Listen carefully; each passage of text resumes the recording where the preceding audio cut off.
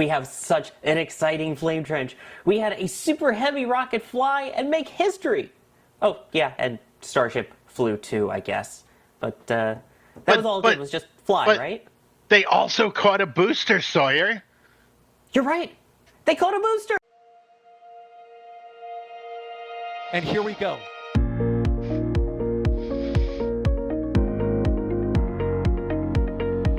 We have liftoff. Propulsion continues to be nominal. R68 chamber pressure looks good. Following up. Roger, roger, Atlantis. Water towers fly! Yes! Tango down to nominal. Fighting downside FD off. Bring in FD off. It's orange! R45! Oh my god! Oh my god! Nicolaj. What do you think? Put that in the big bag, Eagle. 343 unfolds to go. Indeed. We rise together, back to the moon and beyond. The methane will be igniting in the flare, correct? Yikes. You read? We don't need any more of these.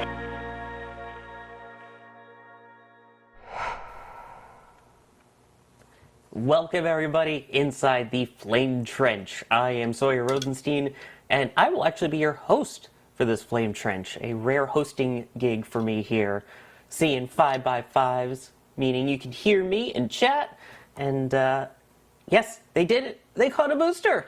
We will absolutely be talking about the booster catch, but They totally caught a booster. they did totally catch a booster, voice from God, aka Kevin Michael Reed. I am not alone, though, for this. We have a fantastic commentary cohort here, and joining me includes EJ, which, that's not a book. EJ, what are you doing? What? What you Hey. doing, buddy?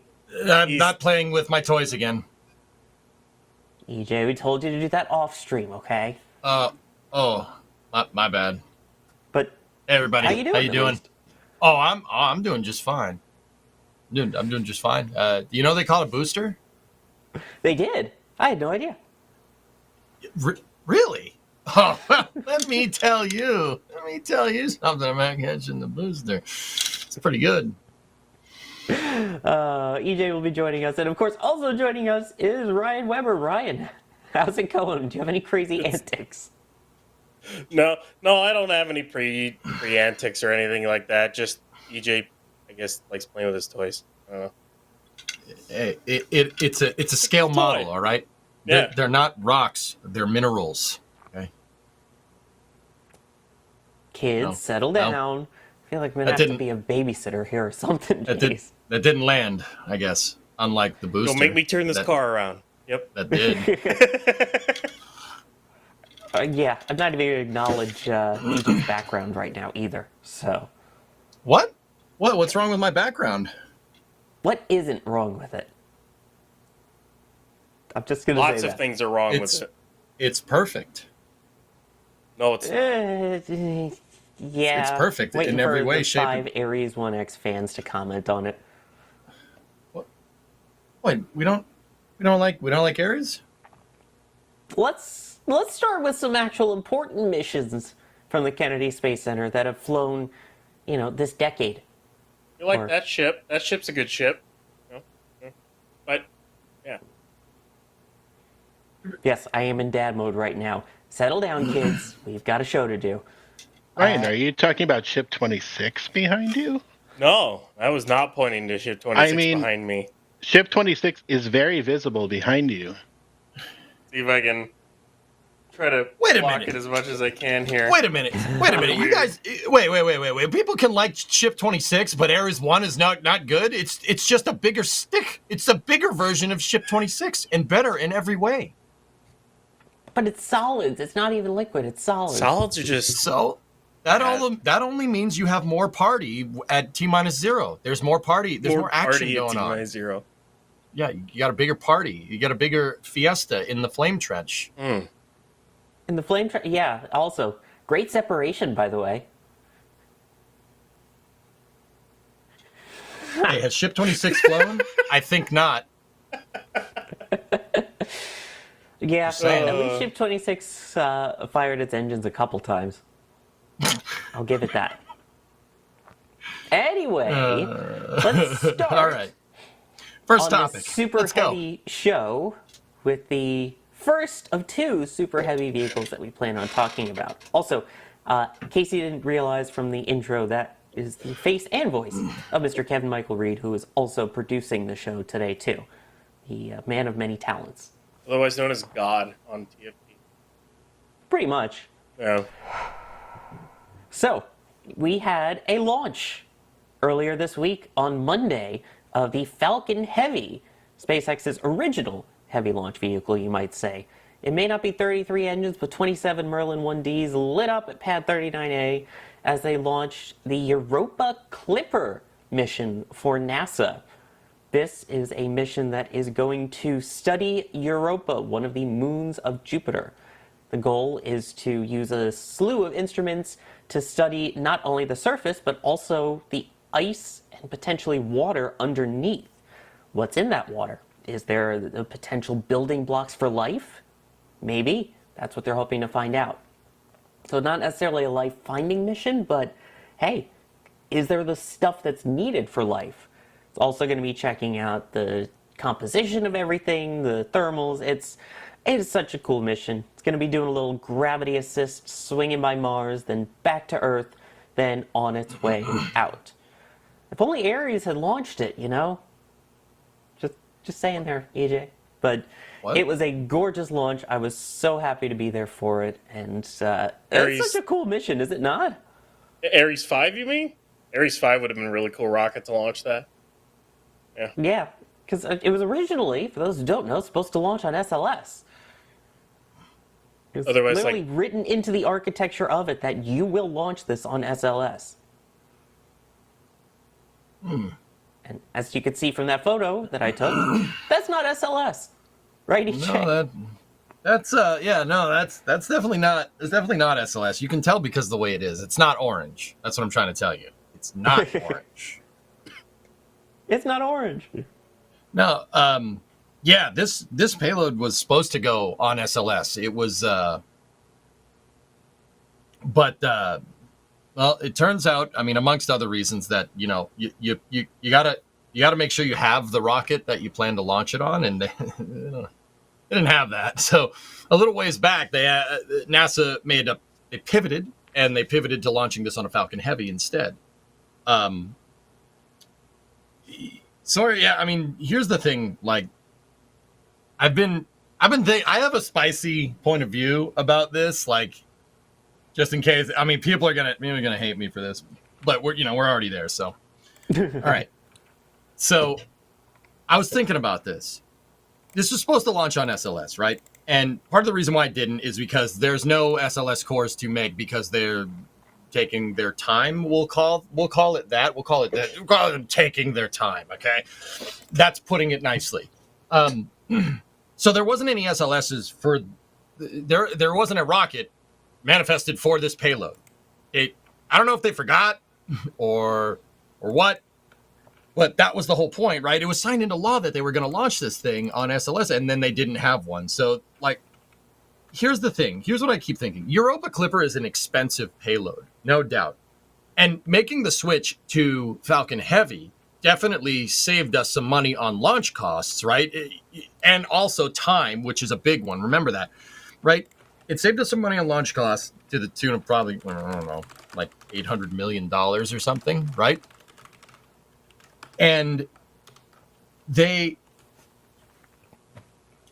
Falcon Heavy is obviously available because we saw it fly, right? But I can't help but think in the back of my mind that Europa Clipper, already an expensive payload, might actually have been more inexpensive to wait for an SLS and launch. Now, if time is your only constraint here because of transfer windows and whatnot, yeah, Falcon Heavy makes perfect sense.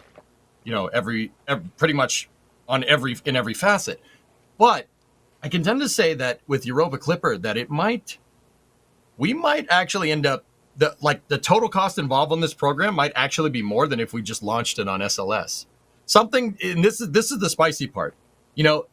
Sawyer, you said this thing was going to take a grav. It was going to do doing a grav assist off of Mars and then another one off of Earth, and then it's going out to Jupiter. Right. Falcon Heavy is not SLS, right? Like Falcon Heavy has nowhere near the characteristic energy of an SLS, even a Block 1, right? So the time it's going to take, Europa Clipper is not getting out there for a long time. The time we would have taken waiting for an SLS core might be less time than the transit time from launching on Falcon Heavy, which means that your operations are going to be way longer than anticipated. Your Europa Clipper is already a $5.2 billion probe. I was just kind of thinking about it, like it might have actually been cheaper waiting for SLS, but there are other things at play here. Some of the sensing equipment on Europa Clipper apparently can't fly with the solids, the vibrations induced from the solids on SLS. So it's kind of interesting here, right? Doing this thought exercise, and this is why I wanted to bring it up. Like I was hoping we'd get into this before the whole booster catch thing, right? Yeah. You would have saved time. We saved a ton of time launching it on Falcon Heavy, and you may have saved time launching it on SLS if you had just waited for it, right? But also at the same time, when you go to design a mission, you should probably make sure the rocket that it's launching on, A, can launch it, and B, is actually exists. Yeah, minor detail. Yeah, minor detail. That last part. Yeah, Brian, that last part. Oh. Yeah. Probably should have made sure that happened. But either way, it did launch, and that's great. Like, don't get me wrong, I'm not hating. I mean, they didn't land that Falcon Heavy, Ryan, right? Like, they didn't land that Falcon Heavy. That Falcon Heavy was fully expended. Needed every last bit of that Delta V to get it there. Yep. Yeah. I just thought that was an interesting thought, Thought I'd bring it up. But two things with SLS that's important here. Well, you mentioned three, because you mentioned one of them, the fact that the shake from the solids may have been too much for part of the spacecraft. In fact, even on this launch, there were still some little packets that got shaken up that they were talking about after launch of, yeah, we expected these to go from the vibration, but they'll calm down, and one that they didn't at the time, but everything seems to be working. The two things I think that are worth noting is, yeah, it would have been quicker. You have no transfer window. It takes just 2 years to get out there versus the 6 that we're talking about now. But figure that this also needs the SLS Block 1B cargo variant. We are nowhere near that yet. Yeah, it seems like that's such an afterthought right now. Yeah. Anyway, with ML2 and all that stuff, that's not happening anytime soon anyway. So even if you did finally get everything up and ready, you're probably talking 2028. So then you would get there at 2030 anyway. Or later, because you don't even have a fairing, let alone the EUS. So, like... That too. Yeah. You need both of those, and as far as I know, but to correct me if I'm wrong here, they have zero development towards that fairing right now, as far as I understand at least. Like, because they're not going to use it. Because right now, all the missions for SLS are Orion. So they don't have a fairing because they don't need one right now, so they haven't made it. And who knows how long it would take for them to actually make it and make it flight ready. Knowing NASA and budget cuts and everything else, the money to put towards that thing may not be ready till the mid-2030s at this rate. I don't even know at this point. So... Yeah, but see, remember, what I was trying to say is that, Europa Clipper has a gigantic team working on it, and that team is basically going to be not idle, but they're not going to be doing much for the next half decade, right? Those operations costs, and in traditional, like in ideal scenario systems engineering, operations costs account for 50% of your total budget, and we just basically tripled the operations life cycle of Europa Clipper. What I'm wondering is that operations life cycle tripling, would that be equivalent to what it would have cost to launch on SLS, and will it get there around the same time? Interesting, right? Like, it's an interesting thought exercise, right? It really is, Maybe. yeah. Right? Think about it. You're like, For me, wait a minute. For me, it's a gigantic maybe on whether or not, if they still kept with SLS, they would have actually been able to make it. And that's do you roll the dice and does it get there by 2030 one way or the other with SLS? Or the fact that you just launched it, and one way or the other, it is going to get there by 2030 at this point. So it's already on its way. And with SLS, it would have been, well, it might be ready to launch it. Maybe, possibly, probably not. With this way, it's there. That's my thing. Yeah, no, I can hear that. Sorry, I wanted to rock the boat a little bit for this. I'm not trying to undermine the awesomeness of Europa Clipper. That is an excellent payload. When it does get out there, oh man, is it going to be cool. Hopefully they find something. Europa is the only other planet that we can kind of, hypothesize that it has the building blocks for life, as Sawyer said, but we can hypothesize about what might be brewing in that ocean down there underneath the surface. We obviously can't see it, but, when this thing gets closer to it, who knows? Once again, I'm not trying to undermine it, but yeah, it's an awesome mission, and frankly, we should be doing more of these. You got bunch the more. thermal vents that they're checking to see, what's underneath the ocean towards the bottom that could be spewed up that they could check. Also, Yep.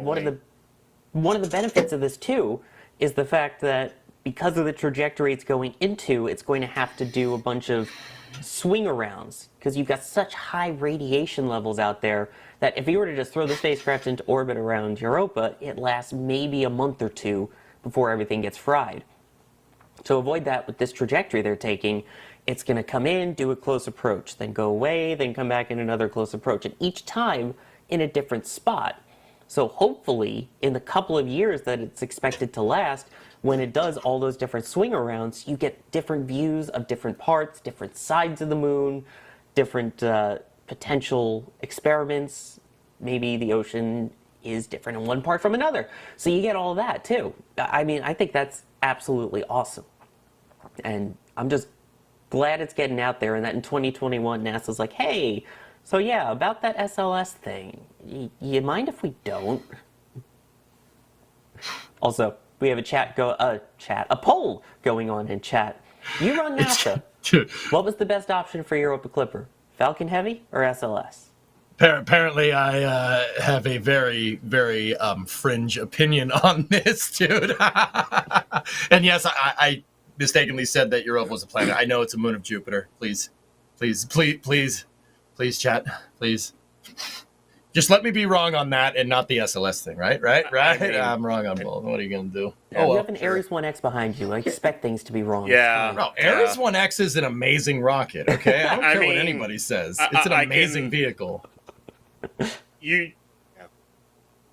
It's I don't like SLS. I'll just say straight up, I don't like the rocket as a whole. It's a dung heap. To be honest with you, it's not good for its purpose at all. And using it to launch this, it's got a high performance upper stage, but I'm sorry, but no. Falcon Heavy was the better, cheaper option to do because it was not reliable at all in order to have SLS ready in time. Not with all the issues with production and everything else. But yeah, that's just me. I'm just saying, the Artemis program could benefit from having something that could put Orion in low Earth orbit right now. Just saying, you know what could do that? Ares 1. Orion has launched on 2 different vehicles now. It launched technically on Delta IV Heavy for the first one for EFT-1, although that rocket is not flying anymore. Mm-hmm. The other one is SLS, which is not really flying anyway, even though it's not canceled. Yeah. But yeah, it'll be interesting to see what the future is with SLS. I know there was a Bloomberg article that came out today basically questioning SLS's existence too. So there's a lot of spice right now about SLS. Sawyer, I read that Bloomberg article too, and I see a lot of people in chat saying this. And I get it in light of Starship. Like, we're starting off with the spicy stuff first, guys. Don't get me wrong. I don't wear this hat for no reason, right? Like, people say, oh, SLS is too expensive. Compared to what? The other moon rocket that we have that's human rated? Oh, where's that one? Is SLS human rated yet, though? Is it, in theory, human rated yet? Does it have that sign off from NASA that you could stack that No. rocket right now and put humans on it and launch it. Is it human rated right now? No, the heat shield doesn't work. Yeah. Yeah, So minor it's detail. we don't have a It's human almost rated like- moon rocket right now. Just saying. Yeah, so I mean, okay, you can keep saying then, but that's still the point still stands. So what is it expensive versus a inexpensive moon rocket, Ryan? Right? Think about it. Like if people, it's too expensive compared to what? The Saturn V? What are we comparing this to? Starship? What So are we don't we even comparing? know. Yeah, we don't even know what the final What- cost of Starship will be in the end of it all. I'll admit I kind of constructed this out to get people's attention. Like, to be honest with you, people say SLS is expensive compared to what? The other moon rocket that we have? What is it expensive compared to? It's just expensive. That's all. And I'm not even saying it's Starship- just expensive. expensive compared to We just- anything. we just- It's we just just- an expensive rocket. We just make up how expensive things is now? And that's the thing, even with Starship, it's gonna be awesome. Yes, it's gonna have the lunar lander and all that, but it's still gonna need multiple refuelings in low Earth orbit before it makes it on its way out. So There's a lot yeah, of it gets stuff things. to the moon, but when you add up the number of launches, it's still not super cheap yet. You got to launch it more. Like maybe with Europa Clipper, just putting it out there. Look, what I'm trying to tell you is that this is well thought out. I didn't just go out and say this, but I said it knowing full well I'd get flack for it. But hear me out here, right? Like everybody says, "Oh, it's so expensive. It's so expensive. It's so expensive." Don't get me wrong. The program is not without its criticism. But what is it expensive compared to? Everybody throws that around. Oh, it's too expensive. What is it? Is it too expensive compared to Starship?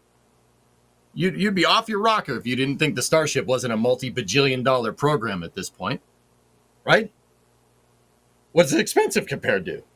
And this really feeds into what I'm trying to say. And this is where I'm tying it back into Europa Clipper. Hear me out. It's always gonna be expensive. It's always gonna be expensive to go to the moon. All right? It's always gonna be expensive. But the development is what's going to be expensive, not the actual flights, right? What you do with it after you spend $5 or $6 billion, right, really matters. Okay? And this is why I was considering this with Europa Clipper.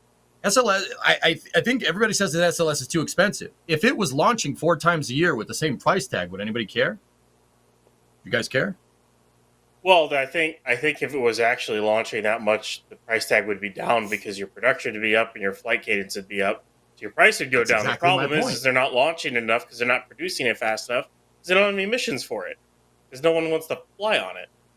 Well, we just took one mission away and launched it on Falcon Heavy, dude. How's that going to help? Yeah, because it couldn't keep up with the production cadence. Well, that's the catch-22. Yeah. If you're not keeping up with the production cadence because there's not enough things to fly on it, but then if there's not enough things to fly on it, then you're not going to build as many, and it's literally just one's the same. It's The point is- it's a loop. It just keeps going in a loop. That's what I'm saying. And that's why, I didn't mean to hijack this whole conversation, but that's something to consider, you know? It's something to consider that if we keep saying, oh, we can't launch an SLS because it's too expensive, we'll launch it on Falcon Heavy. Now, once again, in the case of Europa Clipper, I'll admit it's because you didn't, they were like, hey, we're going to launch this on SLS, right? And SLS people are like, wait, when were you going to tell us this? wait, what? So that is something to take into account. But see, here's the thing. The more missions you take away from SLS in the future, the more expensive it's going to be. And that's a self-defeating cycle that's eventually going to get us less rockets that can go out to the moon. Something to consider there. Yeah, and also, by the way, Das making a good point in the back channel. I've seen a couple people say it. When it comes to SLS with the crew rating, that's a capsule issue, not a rocket issue. So you could crew rate the rocket, but not crew rate a rocket. Oh, Das, you got my back. Thank you. Yes, my guy. High five. Whoosh. There you go. Yeah. Okay. Yeah. Yeah. I do like Matrix's suggestion here. Why not put Clipper on spin launch?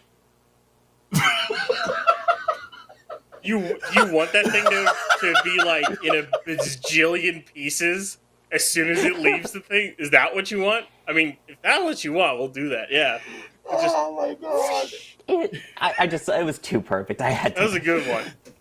Okay. Or that, all right, that anyway. railgun thing, shoot it out of a cannon. That'll work, right? Yeah. Yeah. Yeah. Okay. Anywho, Yeah, that'll. I can't work. wait for Europa Clipper to get to Europa. It's gonna be a wait. It's gonna be a long wait, but it's gonna be amazing once it gets there. I can't wait. Also, some interesting questions here of while we're talking about taking things away from SLS and moving them to Falcon Heavy, could Falcon Heavy yeet Dragon or Orion to the moon if crew rated? Nick wants to know. The whole thing of stacking the Orion plus the ICPS on Falcon Heavy, I think it can get it to Leo, and then ICPS could get it to the moon. I think it could. It fully think you'd be running into some load problems there at that point. I'm not sure if the Falcon Heavy's upper stage would be able to handle having an ICPS and Orion sitting on top of it. I'm not sure you do that. Didn't Jim Bridenstine talk about this 5 years ago? I think it was, yeah. Yep. It would probably require some mods to it, at least. Also, remember when Grey Dragon was a thing? Yeah. Which was the actual lunar dragon that they were talking about before they decided to just do it all with Starship. You could do a free... I don't know. Somebody's going to have to do the math out. Could you do a free return from the moon with Falcon Heavy and a Dragon? And maybe. But that just raises a lot more questions, right? Like, could Dragon's heat shield take skipping off the atmosphere in an Apollo-style descent or an Orion-style descent, right? Like, I don't know. That's some interesting questions there. It's fun to theory craft about this stuff, but yeah. Cool. Also, dumb question I'm going to throw out there. Shoot.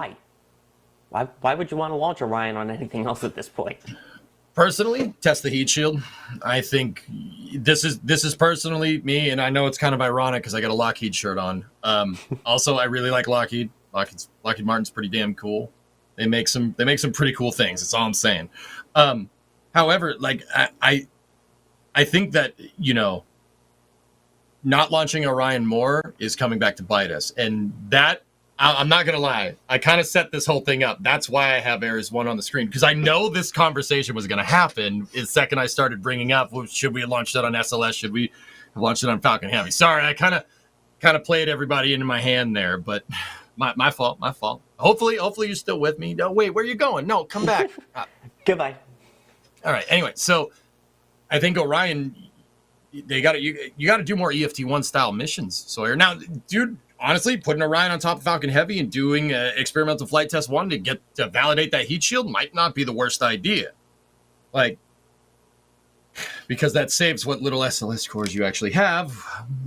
But, I think even that is kind of, you're skirting the problem. The problem is that we've spent billions of dollars on this SLS rocket, and everybody says it's too expensive, but it's always going to be expensive. The only way we recoup our money from that is launching it more, not less. And in the case of Europa Clipper, there's an example of launching it less, in which case it'll wither to nothing, in which case you have less rockets to the moon. I'm pretty sure Jack said more rockets, more better. See the point that I'm trying to make? Oh, yeah. And then, by the way, Dickie D is asking another good point. Is the second SLS rocket ready to launch, ignoring Orion issues, just the rocket itself? They have all the parts, but it's not fully assembled yet. You still have to... I think they can stack it. Stack the SRBs. Right, you still have to put in the core stage. You got stuff that still needs to be stacked. Right, Ryan? Yeah, I'm pretty sure they could stack everything now. Assuming the mobile launcher's ready for it, that is. I think they could stack everything now and whatnot, but it's pointless to stack it if everything isn't ready. Like Orion, but Yeah, that's not even talking about the mobile launcher. Yeah, we're not even gonna. There's a pad that's far more interesting to talk about than the mobile launcher this week. So yeah, good point. Let me take some support at least in the meantime here, because we need something happy. We need some uplifting stuff, like Caleb becoming a Pad Rat member, Jose becoming a Pad Rat member, Matthew V gifting 5 Red Team memberships. We've got Morton gifting 5 Red Team memberships. JC Davis with the super chat saying, our favorite group of know-it-alls that actually know something have returned. And what a week. I've been called worse. I've been called better. Wait, no, what you said. RC Horseman, thank you for gifting 5 Red Team memberships. Morton with 5 gifted there as well. We've got Elizabeth gifting 10 Red Team memberships. Oh, look at that.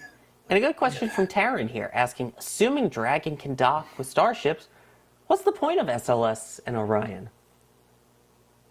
EJ, you want to tackle that one? Assuming Dragon can dock with Starship, what's the point of SLS and Orion? Wow, that's a long pause for you. I want to be very clear that this position that I have, my opinion is subject to change, right? This opinion is becoming increasingly hard to kind of defend here, this position, in light of what happened on Sunday. You know, I don't know if you guys know, they caught a booster, all right? This is becoming increasingly difficult, but I like playing devil's advocate because I think having more rockets that fly to the moon is better. Because you know what's better than having one way to get to the moon? Having 2 ways to get to the moon. You know what's better than having 2 ways, Sawyer? What? Having 3 ways. No. Just putting it out there. But anyway, answer the question. Assuming Dragon can dock with Starship, what's the point of SLS and Orion? I'm not sure about Dragon's deep space capability. So guys, in spaceflight, you have low Earth orbit, and then you have low Earth orbit activities, which is like the ISS, Starliner-ish, Dragon, right? And then you have beyond low Earth orbit activities, or BLEO. So that's where Orion's really designed to thrive. That's part of the reason why it carries such a heavy price tag, because it's something that's going to be operating way outside of the Van Allen belts for a very long period of time. I mean, Orion could stay up there for I think 8 months with nobody on board. It's basically a satellite and a pod kind of rolled into one. That's not an easy thing to do, right? That's not an easy thing to make. However, and once again, this is why it's becoming increasingly difficult. You know, I don't think Dragon's heat shield is rated for trans-Earth injection, meaning falling back from the moon. But then again, Orion's clearly is having some observations as well. If you guys cast your mind back to Ares 1, Orion had the heat shield. The Avcoat heat shield didn't do exactly what they wanted. It basically, chunks of it came off. And, you know, just like Starship, we saw chunks of the heat shield coming off on Flight 4. And Flight 5 was way better for what it's worth. But normally when you have, you know, you don't, I mean, with an ablator heat shield, it's going to burn off, but you don't want chunks flying off, right? You want it to just completely burn, right? With the Avcoat ablator heat shield on Orion. So they did have some chunks missing, but that's really why what the point of it is at this point, right? At this point in time, Orion is the only thing that can get people out to the moon. I will say, like, once again, I'm not just like burying my head in the sand here, like, because Starship's a beast. Like I said, I don't wear this hat for no reason, so bear with me, right? We are getting to a crossroads where Starship is just going to make all this useless. Like, I'm not going to lie, you know, especially in light of, you know, the booster catch. Hey, Ryan, I don't know if you know they caught a booster. They caught a booster. They caught it. Yeah, No. which we'll get to. Here. Don't worry. Yep. Right. So, you know, it's becoming increasingly difficult to kind of be like, oh, what's the point of it? What's the point of it? Well, there still is a point right now. But if we expand that program, right, and we launch SLS more and not feed it into a recurring cycle where it launches less, we can have 2 ways to get to the moon. You can have redundant dissimilar architecture to the moon, but a redundant dissimilar architecture between public and private entities. They can also work together, like, you know, using the lander, for instance, like Starship HLS, but having 2 ways to get to the moon is always going to be better than one. And, you know, like, once again, that's why it kind of goes back, like, oh, it's expensive. Like, all right, compared to what? Compared to what? What are we talking about here? Like, is Starliner expensive compared to Dragon? But we need both of those things. We want to maintain that redundant dissimilar architecture. That creates more sustainability in space. Am I wrong? Like, I mean, someone's going to say yes in chat. I get it. Yeah, that's very funny. All right. Yep. You know what I mean. Yeah. Also, mark it off in your bingo cards. dissimilar redundant architecture. Just saying. Yep. But yeah, I mean, again, some great views that we had there from Jack when it first came in to show the those heat shield issues we were talking about. Also, before we move on, holy cow, there was like a gifting spree. That's a lot. That's a lot of dimp. Bob Fillmore, thank you for gifting 5. My least favorite part of shuttle architecture, thank you for gifting 1.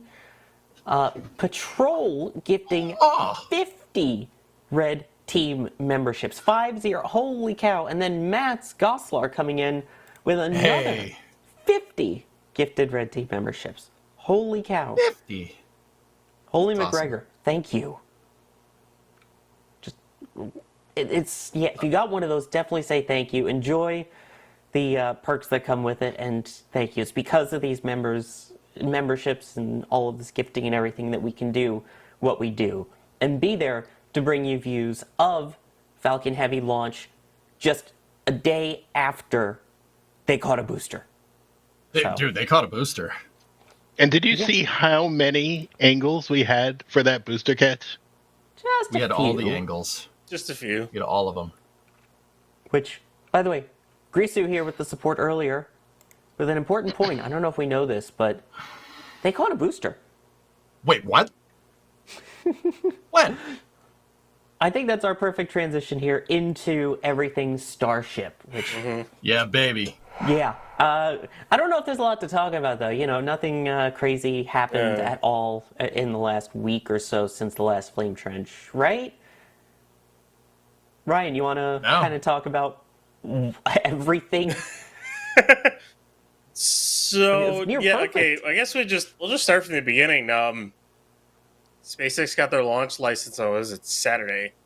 Middle of the day Saturday after the day after the flame trench, and they again went on the first try, which I'm still kind of amazed they haven't had any other hiccups. They haven't had any scrubs other than the frozen valve on Flight 1. But Booster 12 and Ship 30 lifted off for Flight 5 with a perfect descent by both of them, basically. Perfect descent, perfect staging, perfect boost back burn, perfect engine burn to coast. Literally everything was perfect. Well, almost perfect. I mean, there was some... well, shall we say, the Ship 30's heat shield may still need some work, but we can cover that in a little bit. But the biggest thing is they boosted back and caught it on the first try, which is utterly nuts. And you can see here a video that's comparing all the flights. The rock tornado of Rock NATO of Flight 1, if you want to call it that. Flight 2, I won't forget that perfect launch of Flight 2, especially with the first time we saw those engines running as well as they did, and then first set of hot staging. They've really advanced a lot in this program, and it's so awesome to see all the changes, all the updates, and everything they've been able to do with it. To get to this point in only 5 flights, they're 5 flights in, and they're already able to catch a booster. Whether they are able to reuse it or not is a whole nother matter. We can go over what damages or whatever we saw with the booster and what they're going to do to fix it. But yeah, I mean, they had a soft splashdown with Ship 30 as well on target too. So they landed both on target, no mishap, no nothing, and Booster 12 is back in Mega Bay 1. Like, it's crazy. Right, they caught a booster. They caught a booster, Kevin. They caught a It's outrageous. It's absolutely outrageous. They caught a booster. Now, Ryan, we were saying in our countdown to Starship, dude. I don't know, you remember? It was a little early in the morning. We were talking about how we thought they were going to put that thing back down on a transport stool. No. Right onto the OLM, drain it, back to the build site. Like, what, dude? How? I'm confused. Like, how did that happen, man? It's crazy. So they landed it a little bit on the inside of the sticks, which they landed it closer to the tower than outside, which is what I figured they would do. My guess is 13 will land even closer to the tower, because if this were the smaller sticks, they would have barely landed it. We'll just put it that way, with how small those things are. Then they brute forced it into the OLM. So the stabilizer pins that are on top of the OLM that hook in and help like adjust the boosters that goes down, those are used to help line up the Raptor QDs. And when they don't, well, they don't need to hook in the Raptor QDs after a flight, because you're not going to spin those things up or chill them down or anything, so you don't need them. So that's why they didn't need the pins, which to be honest, I didn't think of that right away. They just put it down, put it on the clamps, and it goes to show that right away, the clamps are good right after launch, and the after the booster is good after launch. So they did that to verify that it was good enough to put on a transport stand, and then they did. They took it off the transport stand and moved it away. It was really, really cool to see them use the jack screws on the chopsticks to move the thing into position, to line it up. That was kind of cool to see. That was really cool. I've been waiting to see them do that for a while. Yeah, I mean, can't believe that was it looked absolutely beautiful. It's hard to believe that was real still, to be honest. And it looked like it came really close to touching the tower, though, for getting closer. Thankfully, from all of our cameras, it didn't. But it's going to get even closer. Close. It's going to get even closer, Sawyer. They're going to have to land it closer. Yeah. Closer? Wait a minute. The odds of successfully landing the booster is approximately 3,720 to 1. There you go. Never tell me the odds. Missing a reference here. Thank you. Who said it? Somebody said it. I did. I was laughing at it, but I was like, never tell me the odds. Do it anyways. Thank you. All right. Yeah, I was getting worried there for a second.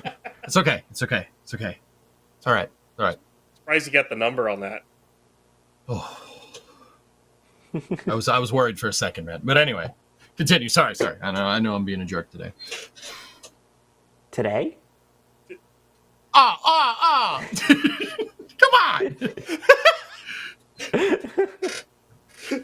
Got him. Jay. Oh man. Oh, got him. Someone's got to do it. It's a tough job. Wait. Let's see, some questions here. I mean, Dougal was asking, how are the grid fins? They look They're pretty fine. good from what I could tell. They may have gotten a little charred in the hot staging. Got A a little wavy. That's not that hard to fix, wavy. Yeah, it definitely seemed like there was some things they may have to check out with heat between that and then the warping of the engine bells. I mean, that one was, I think, a little more obvious to see after they catch, as the booster just hangs out there. So, is there a solution to prevent the warping? I guess you could try running engine chill through those engines while you're doing it, but that means you need to use up methane to do it, because they use methane to go through those bells. Unless that's fixed on R3. That's possibly fixed on R3, but yeah, they could run engine chill through those to keep them cool. Yeah, I'm trying to think of what else they could do with them. But it's the only solution I can think of to fix it. What do you think about supersonic retro propulsion? It's a waste of an prop. entry burn? They don't want to waste They had plenty of prop left over. It's fine. Well, I think what they have left over is a bit deceiving, to be honest with you. Yeah?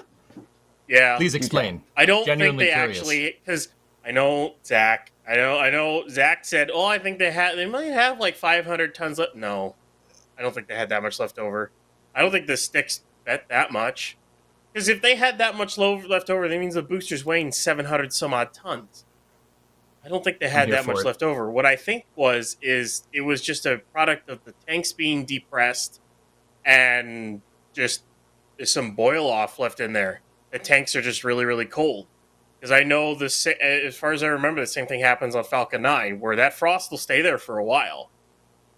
I don't Stainless think is they a good actually heat had that much conductor. left over in it. If they really had that much prop left over, that's a lot of frost gone before they put it on the OLM. I don't think that much prop would take that short of time to boil off. No, I think the tanks were just cold. From So how much DPS. propellant do you think they had left over? Now I'm just genuinely curious. I would think maybe in the 100, maybe 100 ton range, maybe left over. It's hard to tell because if you look, it's like at T plus 530 to T plus like 555 on the SpaceX. If you look at the SpaceX feed, and it's also kind of like a lot of other feeds too, you'll see them activate the engine fire suppression system, and then you'll also see the dump valves at the bottom of the thrust puck open. They dump locks on the way down. So Yeah, baby. I don't think they had that much left. Do you if they really dumped that locks and really had that much more, after boost back, you think they had like a couple hundred tons of locks left? I don't see that. That's just me though. Okay. Okay. All right. Fair point. I got another one for you, Ryan. Sorry, we're sparring here. I'm just interested. Do you think that could be a stopgap solution until they get something redesigned to be able to handle just tanking the heat from reentry? You mean like as a heat exchanger, like having that much prop left to hold it? Is that what you're saying? No, doing an entry burn as kind of like an interim thing, because we've seen SpaceX take interim, like they've taken like weird steps. Like if you look back at like SN9, the Starship suborbital flights, they switched to a helium ullage, right? And then they had helium ingestion and the thing blew up. And then they switched off of that. Like they've done stopgap solutions just to kind of get something to work. Do you think they would do an entry burn like as a like a quick thing to get a booster back relatively more intact and then maybe redesign something later? I mean, I wouldn't put it past them. Yeah, right. Right. And it wouldn't even take that much of a burn, too. All you really would need to light up is the center 3 to bleed off some speed at a certain point in time, and it wouldn't even need to be that long if they really had enough left over. And they can make sure they have enough left over by just staging a little bit earlier and loading more in the ship, because I think they can still load a little bit more in the ship anyways, to get where they need to go. Because I mean, they still dump off the ship anyways. Like you see all that outgassing after the ship engine cutoff. That's them dumping whatever prop they have left. They still have stuff left over, and they're dumping it because they don't want it in there for reentry. So there's an entire possibility that they do an entry burn as a stop. I wouldn't put it past them. But that's will they? Okay, cool. I don't know. We'll have to wait. I am here to see that. Supersonic retro propulsion is one of my favorite things in the world. If you watch a Twitch stream, guys, you know that's my favorite. We're gonna see some hopefully, tonight. Jeb willing with Starlink flying a little later tonight, right? That's always my favorite part. The entry burn isn't just to slow the booster down, guys. The business end of the rocket outgassing when it's coming back down is actually the gases that are coming out of that engine are actually acting as a heat shield. They're doing exactly what an ablator heat shield would do. We talked about Orion with its AVCode. When you have a heat shield that ablates, right? Plasma gets near it because gases get compressed up against the front of the vehicle when it's coming back down. And those gases, per the ideal gas law, basically which says, higher pressure, hotter gas, lower pressure, colder gas, right? Ryan, you were talking about that when they depressed the tanks. They could have ice on the tanks because of the quick depressurization, right? The ablator actually, it gets heated up by the plasma and then it just burns off and there's a cool column of gas that the capsule flies through. Supersonic retropropulsion, what Falcon 9 does, the entry burn does that exact same thing, right? And you could see from these shots of Super Heavy when it was coming in here a second ago, like it's the landing footage now, which I just can't stop staring at. It's like Ghostbusters. I stared at the trap ray. You can see how hot the bottom of Super Heavy got. That's what we're talking about, guys. Just in case anybody was like, I don't know what these people are saying. We're talking about like doing something similar to Falcon 9 as kind of a temporary measure until you redesign the booster to be able to tank the heat. Which might have to wait until like Block 2, which shouldn't be too far away. But that glowing red you see, it's a kind of a cork compound they use basically as part of the engine heat shielding. It's basically glowing red. It's not the actual metal itself, but I mean, after that thing is going at what, Mach 4, 5? I don't even remember what the top speed is of that thing coming in, but it's supersonic, near hypersonic coming in. Yeah, it's going to build up heat. there's no doubt about it. Yep. And you guys did hear that right. That's cork. Like cork, like what you'd see on a wine bottle. It's cork. It's a great thermal protection system because it's porous. There's literally more surface for the heat to actually get absorbed in. You have a higher surface area and you introduce the same amount of heat energy over a higher surface area, you're overall going to be able to tank more heat. And by tank, I mean absorb, right? It's going to be able to absorb more heat. That's why cork is an excellent thermal protection system. Falcon 9 has it on the bottom of the business end too. Hey, EJ, is there maybe a certain type of motor that is solid that has cork on the outside of the casing that's potentially behind you? No, I don't know what you're talking about. Yeah, in case you're wondering, part of the SRBs going all the way back to shuttle, including Ares, and now for SLS. Part of the material, I actually got to hold. Sorry, Flex. I got to hold it once inside the ARF. It is very much like the cork you would see in a wine bottle. It's crazy that it's like, oh yeah, Same stuff. That's what's protecting it. It's not as smooth as it looks on camera. So. Also, fun fact, the SRB nozzles on these segmented SRBs, the nozzle is a heat shield as well, because that's the only way to absorb and not have the nozzle melt, is to make it just burn off. And that's the way to dissipate the heat energy going into the nozzle. Just in case anybody wanted to really nerd out today, you know. I mean, if you're watching the Flame Trench, you're already really nerding out, just saying. Yeah, that's true. That's true. But what we're trying to tell you guys is that the bottom of these things, where all the fire comes out, that gets warm. That's what we're trying to say. Warm. No. It gets warm. Just a little. What about the engine bay fire suppression system? Doesn't it have one, Ryan? Yeah, they mostly use all that up after flight and boost back burn. So I was kind of surprised they didn't save any for after landing and then use some of it. They must have used all the CO2 up. So maybe they do like one less engine fire suppression system purge and save a little bit for after landing. I wonder if they save it for later. So I'll have to wait and see if it's an adjustment they make. I expect there's going to be a lot of little changes to 13 for the next hatch.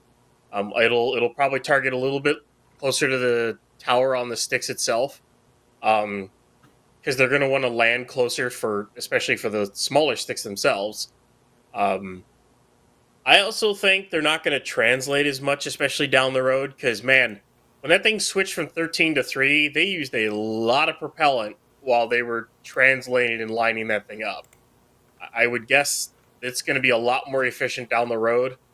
And that 13 engine burn is going to happen even sooner, like than a kilometer, which would be nuts. What's a kilometer? Yeah, what's that in bananas? I need bowling alleys. Thank you very much. Hi. They definitely Guys, I have a question. The fire under the booster quick disconnect. What is burning there? Methane. So is that just a leak?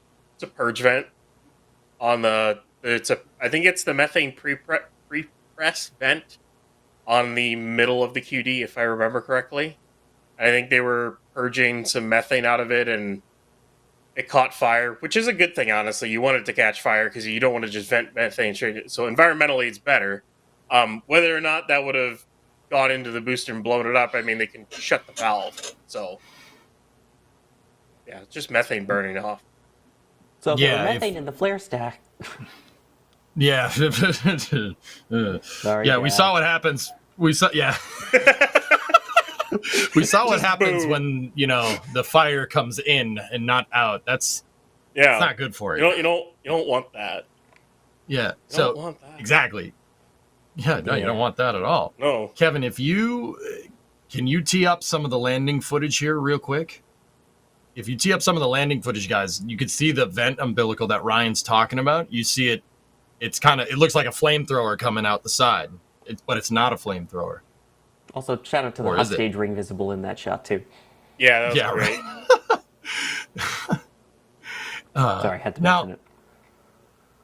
Yeah, no, it's all good. It's all good. Now, what happens is that they vent that methane. And guys, I want to be very clear. I mean, Ryan, you're right about the environment, right? But you can vent a little bit. You can vent a little bit of methane. We're talking not like a full booster's worth of methane. That's when Captain Planet gets annoyed. We don't want to do that. He will come and slap you. That's not good. He will be like, no. But you can vent a little bit. And in that landing, like right when this thing comes down to land, you could see that repress line is open and it's shooting gaseous methane out. That gaseous methane is atomizing with the atmosphere, and then it's being auto-combusted by, you remember how I told you at the bottom of the booster it gets a little warm? Mm-hmm. The convected heat, a little bit, just a little. The convected heat from the Raptor engines is actually auto-combusting it. It's lighting on fire. It's pretty awesome. Yeah. A kilometer It is looks so 5,000 cool. bananas long. Oh, thank you. Yeah, that's awesome. Yeah, right? It does look cool. See the flames coming out the side? Generally, flames coming out the side is bad, but in this case, it's good. I would say it's metal, but it's gas. I mean, the booster is in fact metal too, though. You didn't get it. I got it, but EJ, No, I got it. EJ just ignored it. You might say it has vents of steel.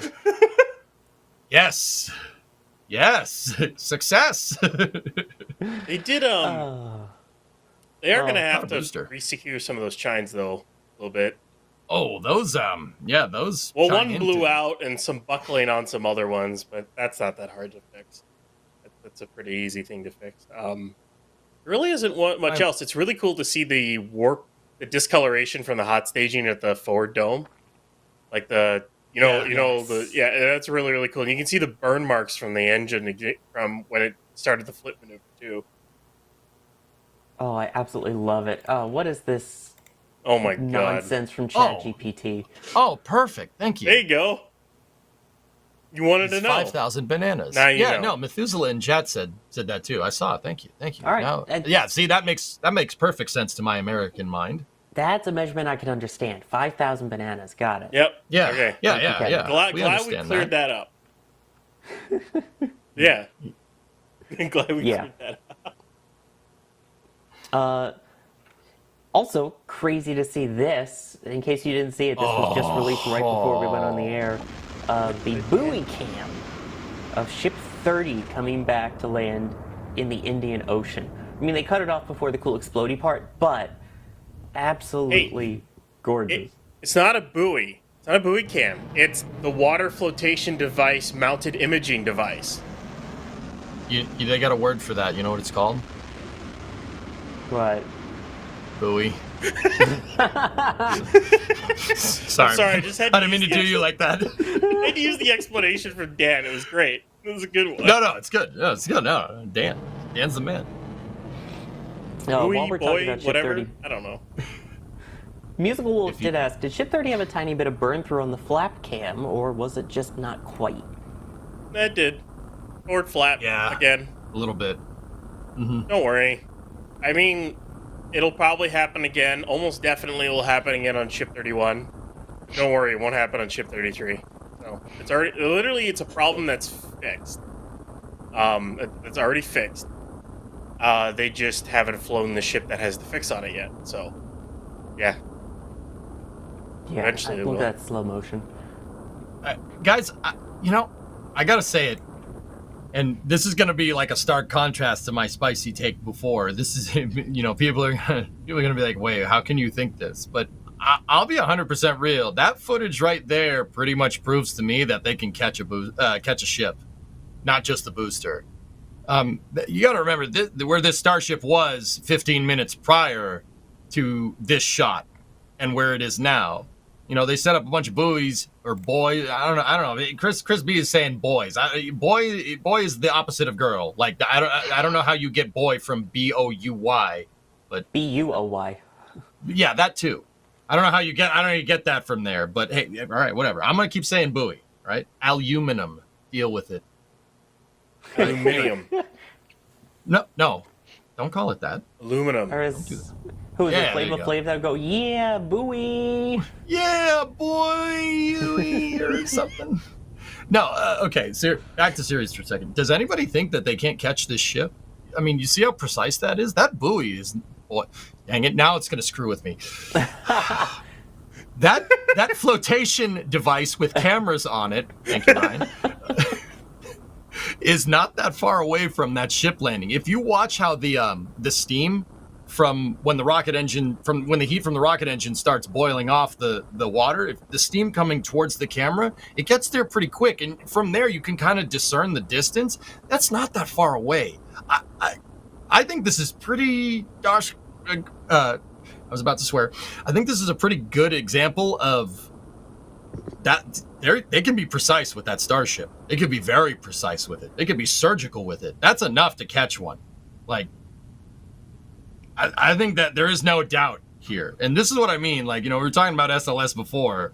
You know, the moment is rapidly approaching where that thing doesn't have a use because of what you guys see on the screen. I think SpaceX is approaching this a lot faster than even NASA thinks, right? Like, does anybody, Ryan, Sawyer, do you guys think that they can't catch this ship after seeing that? They can. It's going to be coming up with the correct system on the ship itself to actually allow it to be caught. That, by the way, is one of the coolest pictures I've ever seen. Right? Yeah, dude, with the thing just full bore going, all 6 engines burning. Like, that's, dude, it's really hard not to get excited about this thing. It's pretty cool.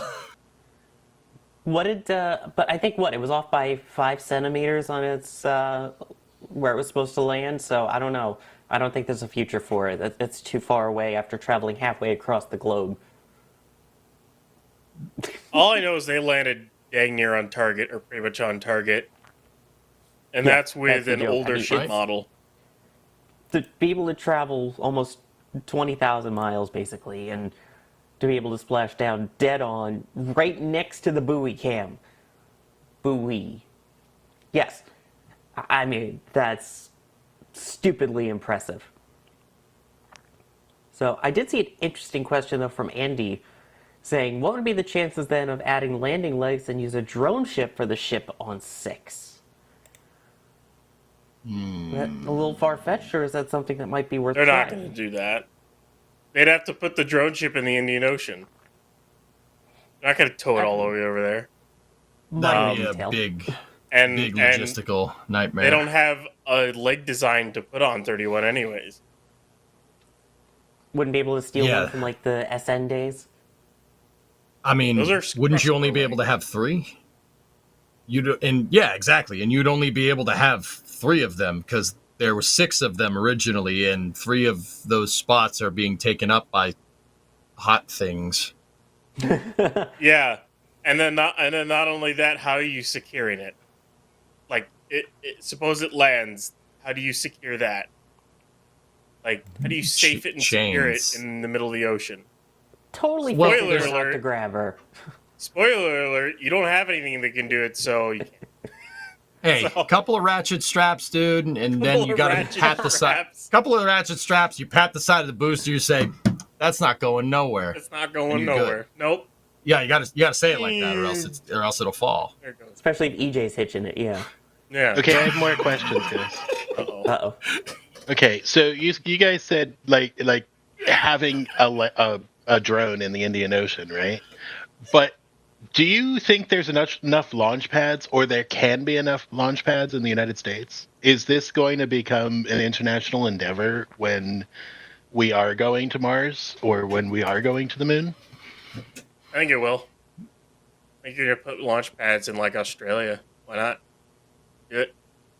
Or other places. Actually, Okay, not to bring this guy up because I know we only got 20 more days of this, guys. But hear me out. The president actually signed an order laxing ITAR with very strong allies of the United States. I think it was in an executive order. You have to quote me on that one. Long story short, Australia, we could launch things from Australia. Like we already have Rocket Lab already has a thing with New Zealand. They launched from the Mahia Peninsula, right? But this was like recent. This was just the other day. It kind of laxes rocket regulations on export to like strong U.S. allies. So, Ryan, you said how they're going to tow the drone ship all the way around. What this law basically means, and once again, I'm speculating here. The law is a thing. The order was a thing. That was absolutely something that happened. You could have like the Australian Navy go and grab that thing and tow it to shore if they land close off the coast of Australia. Like if we choose to do that, if SpaceX choose to do that, because before you can't get that Starship to Australia because of the U.S.'s International Trafficking Arms Regulations, or ITAR for short. But now they've gone a little bit lax on it because Australia is a strong ally of the U.S. So we could see one of these Texas tank watching tanks end up off the western coast of Australia. I think that is like probably a little more likely than towing the thing all the way back. But yeah, that is the thing. That was just recent. That news came out the other day. And Kevin, forgive me, I had the link to it, but I should have given it to you, but I forgot about it. Which, I mean, Australia is pretty much used to hops anyway, given the number of kangaroos. So what's a Starship hop? It just makes sense, man. That's all I'm saying. Oh, come on. I'm proud of that one. I actually like that. Wait, wow. Thank you. Thank God it's recorded. You get it. The one time you make a pun that I enjoy, everybody hates it. I know, seriously. I'm waiting for the slight delay for a chat to see it. Not terrible. Hey guys, there's a Starlink launching tonight. Wait, what? Yeah. But it's not your ordinary Starlink. It's never your ordinary Starlink.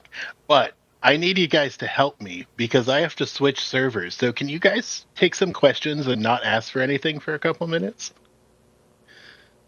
How are you doing? Sure. Kevin? Actually, Kevin, can you bring... No, Oh. You would. Of course I would.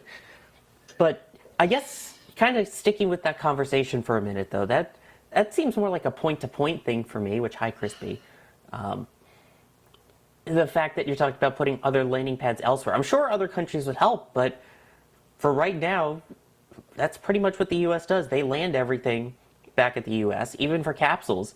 Sure, they have abort splashdown zones all the way up to Shannon, Ireland, but the splashdown area is either east-west coast of Florida or California, or for the case of Starship, you've got the southwestern United States deserts there.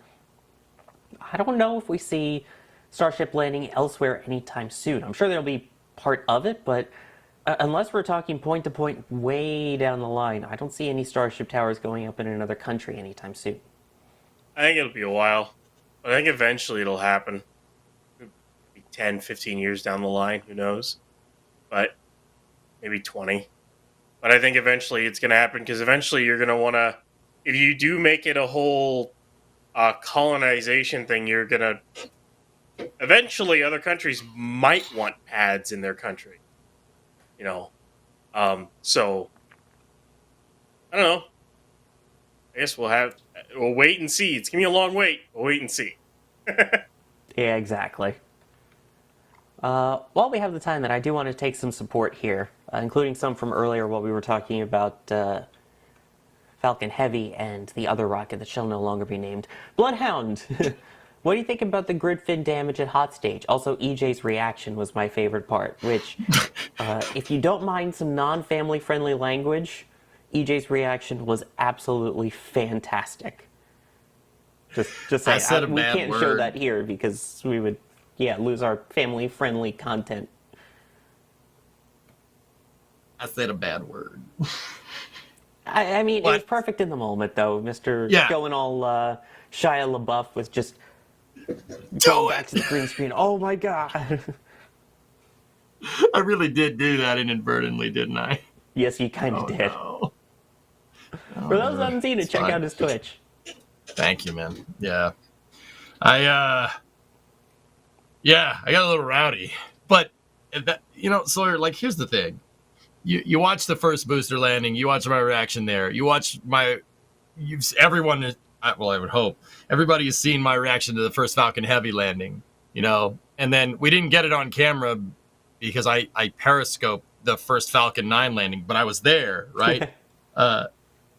Every time you have a big first like this, I kind of let the filters go. And I'm just saying, I'm just kind of doing what's going on in my head. And that just speaks to how I think privileged we are with this job, what we do. Like, guys, there's not a rocket launch where I'm not like, yeah, complete metal scream. Like, this stuff is great. I love it. And it makes it, I don't know about you guys, it makes me pretty happy, What you saw from the Booster 10 landing over on my end was nothing more than what's basically going on with the 1,000 hamster wheels up here turning every second, and probably causing some smoke somewhere. Like, that's not anything I'm not thinking internally every time we watch a rocket launch. It's special stuff. It's really cool. And I'm really happy that we're in some way a part of it, Yeah, I had just come back from vacation. I had landed at the airport like an hour before, made it home just in time to be able to see the landing. And yeah, my language, it's a good thing I wasn't on air because it was probably worse than EJ's. Yeah, Jay's pointing out in the back channel, I blew out the compressor on my mic because the metal scream was too much. It was too much for the mic. But going to that question that Bloodhound asked, and also Taryn asking it as well in a super chat about the grid fin damage. Was that during hot staging? And I know we briefly touched on it, but is that something they'll have to fix with hot staging? 'Cause we did see the scorch marks now on the top of the tank. It might be something they have to fix. It won't be that big of an issue. I mean, this is the first time they're getting grid fins back. So all they've had before is camera looks. So now they can actually take the grid fins off and look at them, or just they can literally take a lift up to them and look at them. The amount of data they're going to get back by just getting a booster back is nuts. Like, they've already refined booster a ton without ever getting it back, and here they have one back.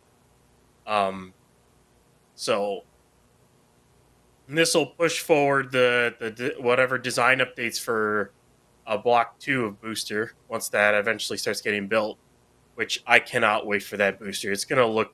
I can already... Yeah, it's going to look so much different. It's going to be so much better in so many ways. It's like Block 2 of Ship is a generational leap in the program with it's still basically the same vehicle, but there's a lot of internal changes that make it far more efficient, and Block 2 of Booster is going to push the same way. I can't wait for it. So, Speaking of Block 2 of Booster, we do have a question from I'd Rather Be Flying an X-Wing towards EJ. Oh, no. Question I was working towards the other day. With the change in flaps for V2, am I right that they are less worried about flap burn-through? Yeah.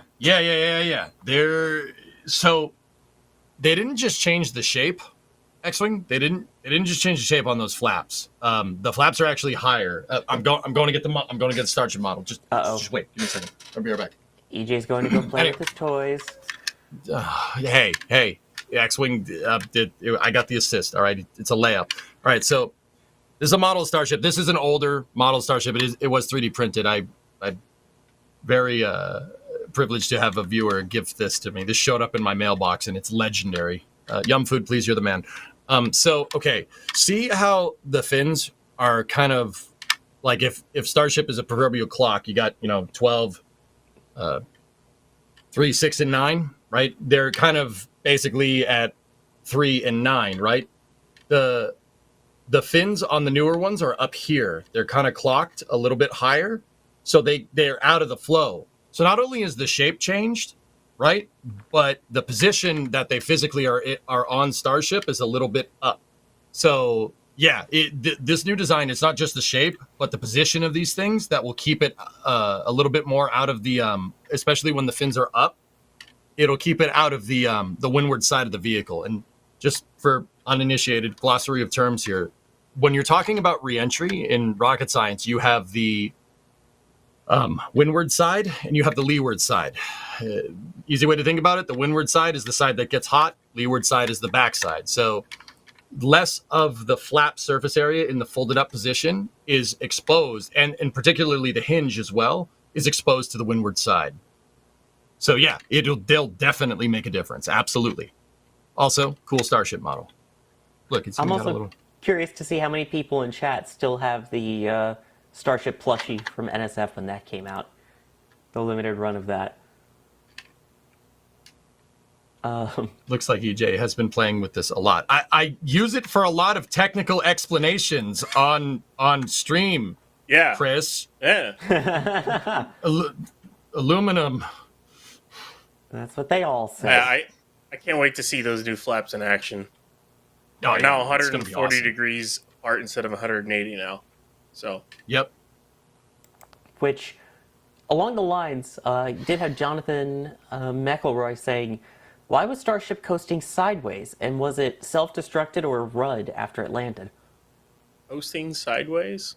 I think probably... Yeah. I don't know if they mean that it was doing the horizontal heat shield thing until the very late flip and burn.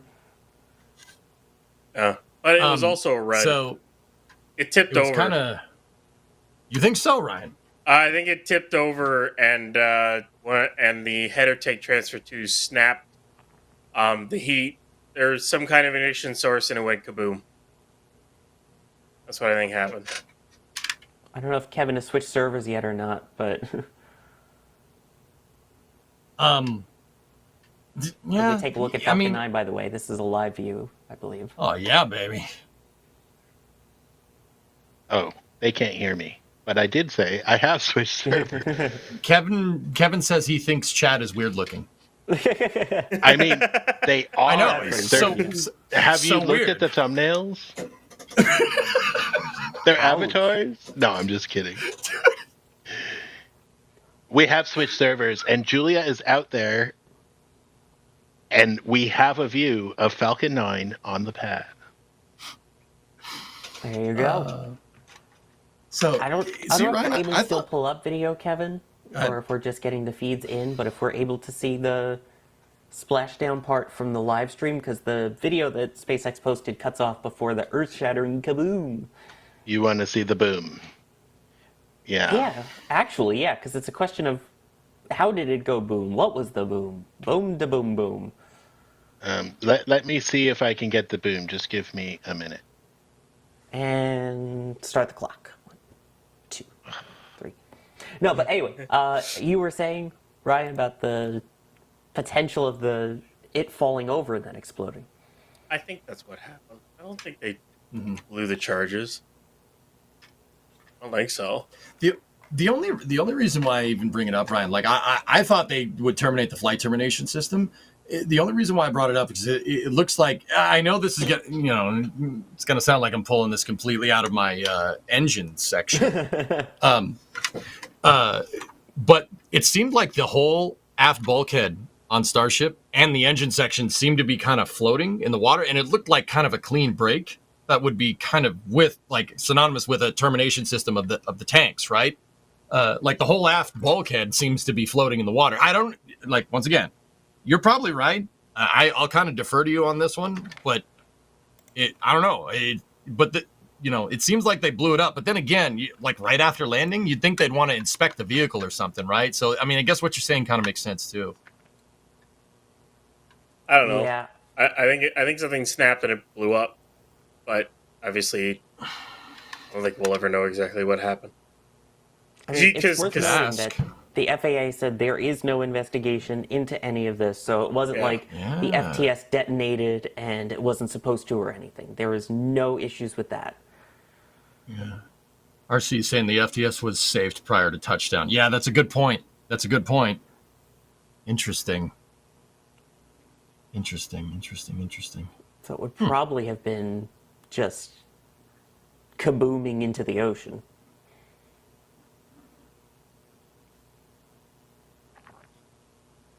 Let's see. I like this shot of metal.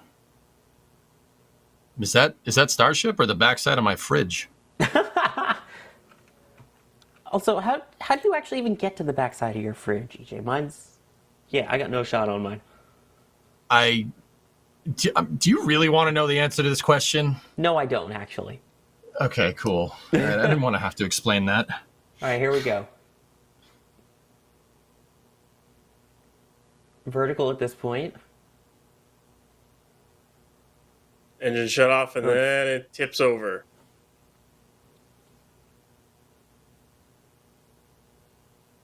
And then it cuts as soon as it tips over. And then you see the boom. Yeah. That's not an FTS. And not only that, I think they wanted to get as much data as they could out of it. They wouldn't activate the FTS.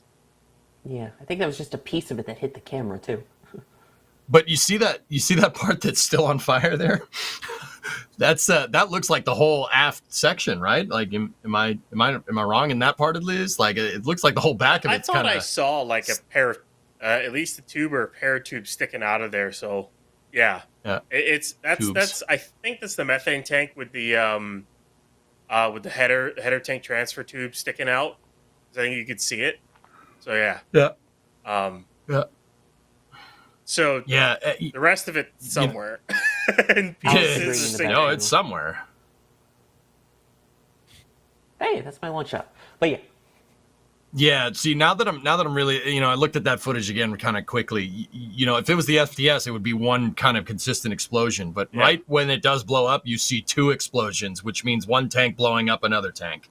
So yeah, okay, I'll defer there. I think you're right. Yeah. DJ's fridge. Would you like to know more? Why is it still moving at 8 kilometers per hour?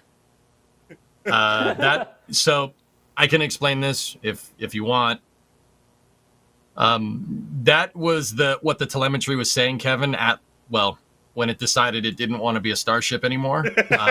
Decided to end its life. So most likely that would have been the inertial measuring unit measuring the thing floating around in the water, going up and down on the waves.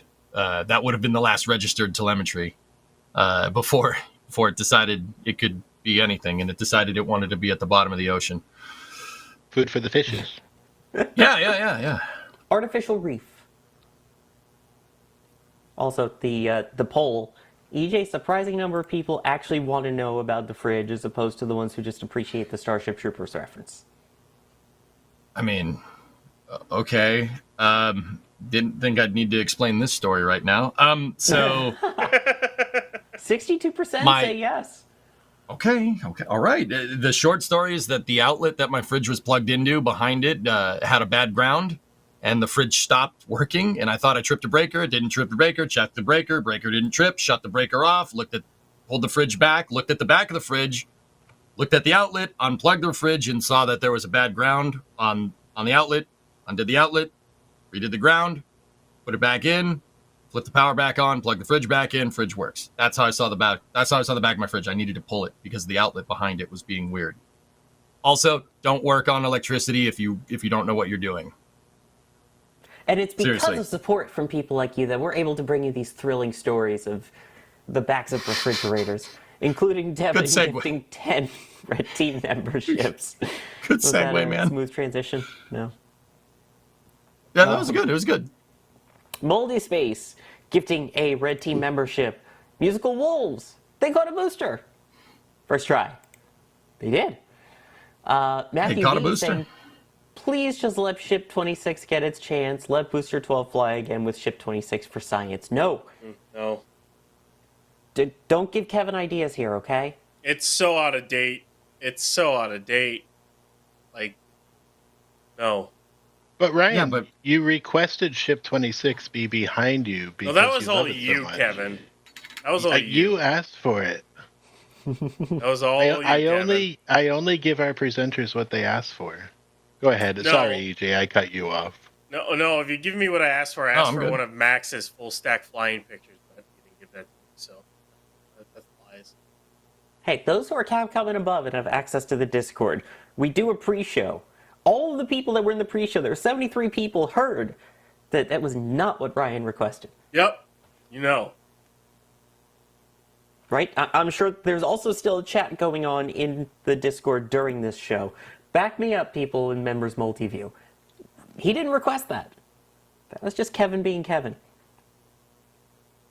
There we go. They agree, by the way. You know, I No, kind of Dave agree Gold, I that did not want S26 as well. I kind of want to see Ship 26 launch so it can burn up in the atmosphere and then we never have to talk about it ever again. No, but Load that it was up the with credit for actually Anfo. flying. Take it out to the desert, load it up with Anfo. That's my. I like his solution. That's a better idea. We should do that. And we can have some fun while we're doing it, you know? Dude, Mythbusters it. Yeah. Oh, Yeah. Yeah. No, I'm in. Blow it to pieces. With, yeah, as long To as it's not shreds, actually you say? flying. put like 10,000 pounds of Anfo on it and just blow it up. I For don't science. want Ship 26 getting credit for a flight. That's my biggest thing. For science, just blow it up.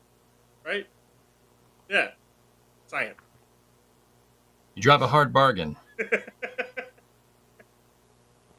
Also, Matrix with the funny joke saying, I like Sawyer's green screen best. It looks so real.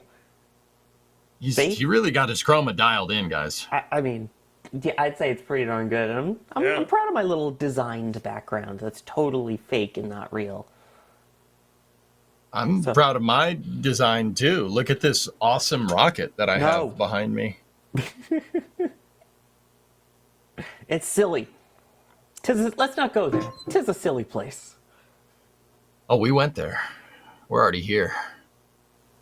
Ugh. Also, But that is the one benefit for my case, not using a green screen. Kevin can't put ugly things behind me. So, that's a good idea, Chris. We should put Ship 26 on top of an Ares 1 X5 segment. It's perfect. It's perfect. Ugh. No, thank you. Ugh. then set the FTS. No, we don't need to do that part. It'll destroy itself on its own, believe me. Ryan, my guy. Yeah. There's a D-Pod Dolphin Pro. Yes! Needs a better name, saying Ares 1 is the best rocket. Thank you. No. Whoever this person is not right. Hey, I've heard that Depod Dolphin Pro is a BBC consultant. Oh, you're right. And gets replies and reposts from Elon. Yeah. Yeah. Famous. Yes. He's a big time mate. I don't know who that is, but I guess. The most famous person with one of the worst usernames. Hey, Sorry, he's Ryan. a pro, all right? Pro is in his name. It's Productions, but yeah. Yeah, does that not have pro in it? There's a con to that, but anyway. Does it have? Wait, does it? Wait a minute. No, not contiguous. Yeah, all right. I'll give you that one. I mean, it's in there. It's just scrambled. Yeah. As we take a live look, we are now under an hour away, by the way, from the launch of Falcon 9 with Starlink. Go ahead, Ryan. Starlink. I was gonna say, whoa, sun just appeared. Anywho, I was looking at the sticks after launch. Those bumpers are pretty good shape. You know, you can see the scratch marks from the stringers, but other than that, they're in pretty good shape. The launch pad itself looks to be in pretty good shape as well. What's funny is as soon as they got access to those sticks, they started grinding again, because it looks like they're going to add more reinforcement. I think they had a plan to add some more stuff to it, but once they heard they might be able to launch in mid-October, they decided to cancel the next round of testing. They had intermittent closures scheduled, and then they got canceled in like 2 hours, so I don't know what's going on. There's a chance we get B14.1 back out there, because the press line they have for it got lifted onto the OLM earlier this morning. So the testing that they had planned might actually end up happening, which should be funny. They do it after a catch, but whatever. It's SpaceX. Who knows at this point? Also, if you're talking about flippers on it with the catch, now I want to call the tower Tommy. That deaf, dumb, and blind kid sure plays a mean pinball. It's got crazy flipper fingers. Yeah. It's a great album. Yes. Also, decent movie adaptation of it too. But anyway, let's see. Going back to the earlier conversation, we had Gautam saying, assuming Dragon docks with Starship and Leo, why do we need SLS? I think we kind of addressed the whole need for SLS thing. Yeah, that's a good point. That was asking a question, with Starship and Dragon, with lunar architecture, what does it look like? If that's what I mean, man. We are rapidly approaching, and once again, guys, I know people are going to hate me. I like Ares 1. I like Ares 5, even though that was a paper rocket. I do like SLS. I appreciate this hardware. It's pretty awesome what it does. I want it to launch more. I think that's a fair thing to ask for. However, Starship is very much on Sunday, we kind of hit a turning point here. It's getting increasingly hard to be like, I mean, don't get me wrong, I still love the thing, but it's getting increasingly hard to justify it because, right? Like, if you have a Starship, you send a HLS up into low Earth orbit, you refuel it, you send a Dragon up there, and HLS has a radial docking port on the side instead of or even if it's on the nose, I guess, right? That would still be good, right?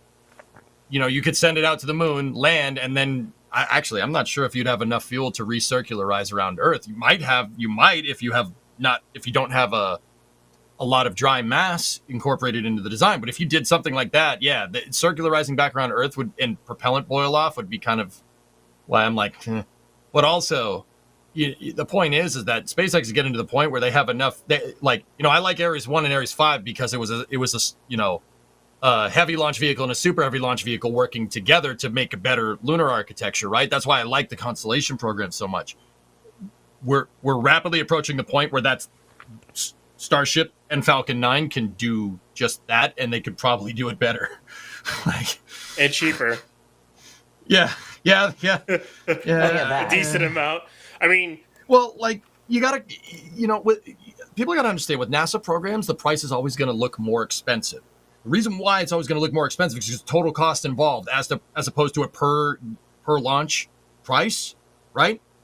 So it's always going to look expensive. If you rope total cost involved for SpaceX investment, Falcon 9 would be way more expensive. But since it's private space flight, they're gonna put it at a price that's competitive, not necessarily the price that it took to, develop it and get it to launch, which is why all the haters say oh, Falcon 9 will never be profitable. Okay, yeah, keep coping. Keep coping. Keep coping. I think it was because it was during the Save RGV rebuttal or whatever the heck it was for the TCEQ thing, the whole water dealers thing, that whole mess of whatever. We learned. I think SpaceX responded with how much it does cost per day to run Starbase, $4 million a day. Which that adds up. Cheap. That adds up, and that's running one pad, and that's not even at the production height that they need to be. Let's assume a second operational pad and launching with cadence. That'd easily double. It's $1.46 billion a year. That's what I mean. This whole thing is expensive to run. It's always going to be expensive to develop a rocket that's going to go beyond low Earth orbit. If you look at, total cost involved after one launch between SLS and Starship, it's not that far off. I'm sorry, I hate to be the bearer of bad news, but if you're a SpaceX fanboy, here's the solace that you could take it. Starship is designed from the start to launch almost all the time, and Falcon has a 30-day turnaround time at this point, right? And a fleet of boosters to back it up. It's always going to be expensive. It's what you do with it after, which is why like I said, we should launch SLS more, not less. But somehow that's too much to ask for. You know what I mean? But SpaceX is using those billions of dollars to design something that can be used all the time. That's super huge because it's always going to be expensive.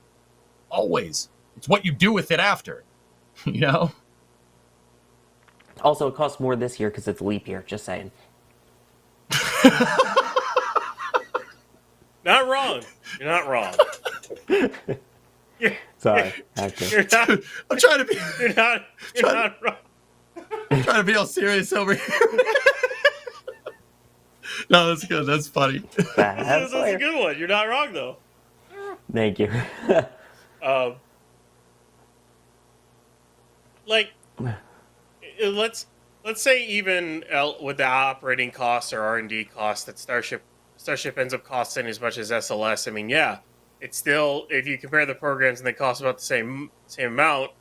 Well, there's 2 countdown tickers.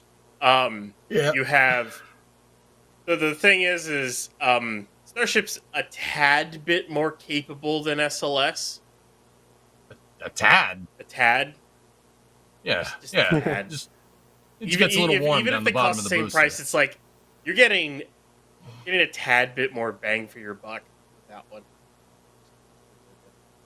Well, that's what I'm saying. If you launch it more, that is getting the best bang on your buck, but the development cost is always going to be the same. You want to develop a vehicle that's more capable than SLS, it's going to be more expensive, but you recoup that because it doesn't launch once every 10 years. It's gonna launch. Starship's gonna launch like what? I think with all their environmental reviews right now, it's like 146 times a year. If you include 37, 39, and Boca together. It's music to my ears, man. A lot. Like I said, it's 37. becoming increasingly right. Well, I guess down the line, yeah. Yeah, well, It's becoming there's still increasingly an EIS in difficult. progress on 2 of those. Right. Well, actually, scratch that. There's 3 environmental assessments that are in progress. There's the tiered environmental assessment on Boca that to increase launch cadence. There's the EIS on 37 or Slick 50, I guess, and then there's the EIS on 39A. So, like, they don't have the authority to do such a thing yet, but they want to. Also, just a note there, you can see the Brevard Emergency Operations Center activating as they typically do ahead of launch. It says that is in preparation for the launch with a window of 7:21 to 7:31. SpaceX, though, going just for the very end of that, targeting 7:31 p.m. Eastern. If needed, they have an additional chance tomorrow at 7:06 p.m. Originally, the forecast from the 45th Weather Squadron was only 40% go with concerns of liftoff winds. Just putting that out there while we have a second. Ben B asking earlier, what happened to spin launch anyways? I don't know. I don't even know. I don't think they know either. Yeah, exactly. They know either. Taryn yeah, we haven't- asking... I'm sorry, I was going to just blow past Guys, it, but... No, They're keep spinning going, things. dude. That's what they're doing. Like, I'm not even sure they're doing that, man. They're not If even anybody trying to has spin some- it that they are. Yeah, we like things that spin, but they don't seem to be doing that. Like, if anybody has any other information, I haven't heard anything from Spin Launch since like 2022 or something. Yeah. I just call it the yeet, so I don't know. Darren asking, when do you think we'll see the refueling milestone for HLS? Ryan, what do you think? Mid to late 26. This harkens back to the whole conversation we had, I think, on the Starship launch stream, plus the last countdown launch I did. They're a little hardware short at the moment.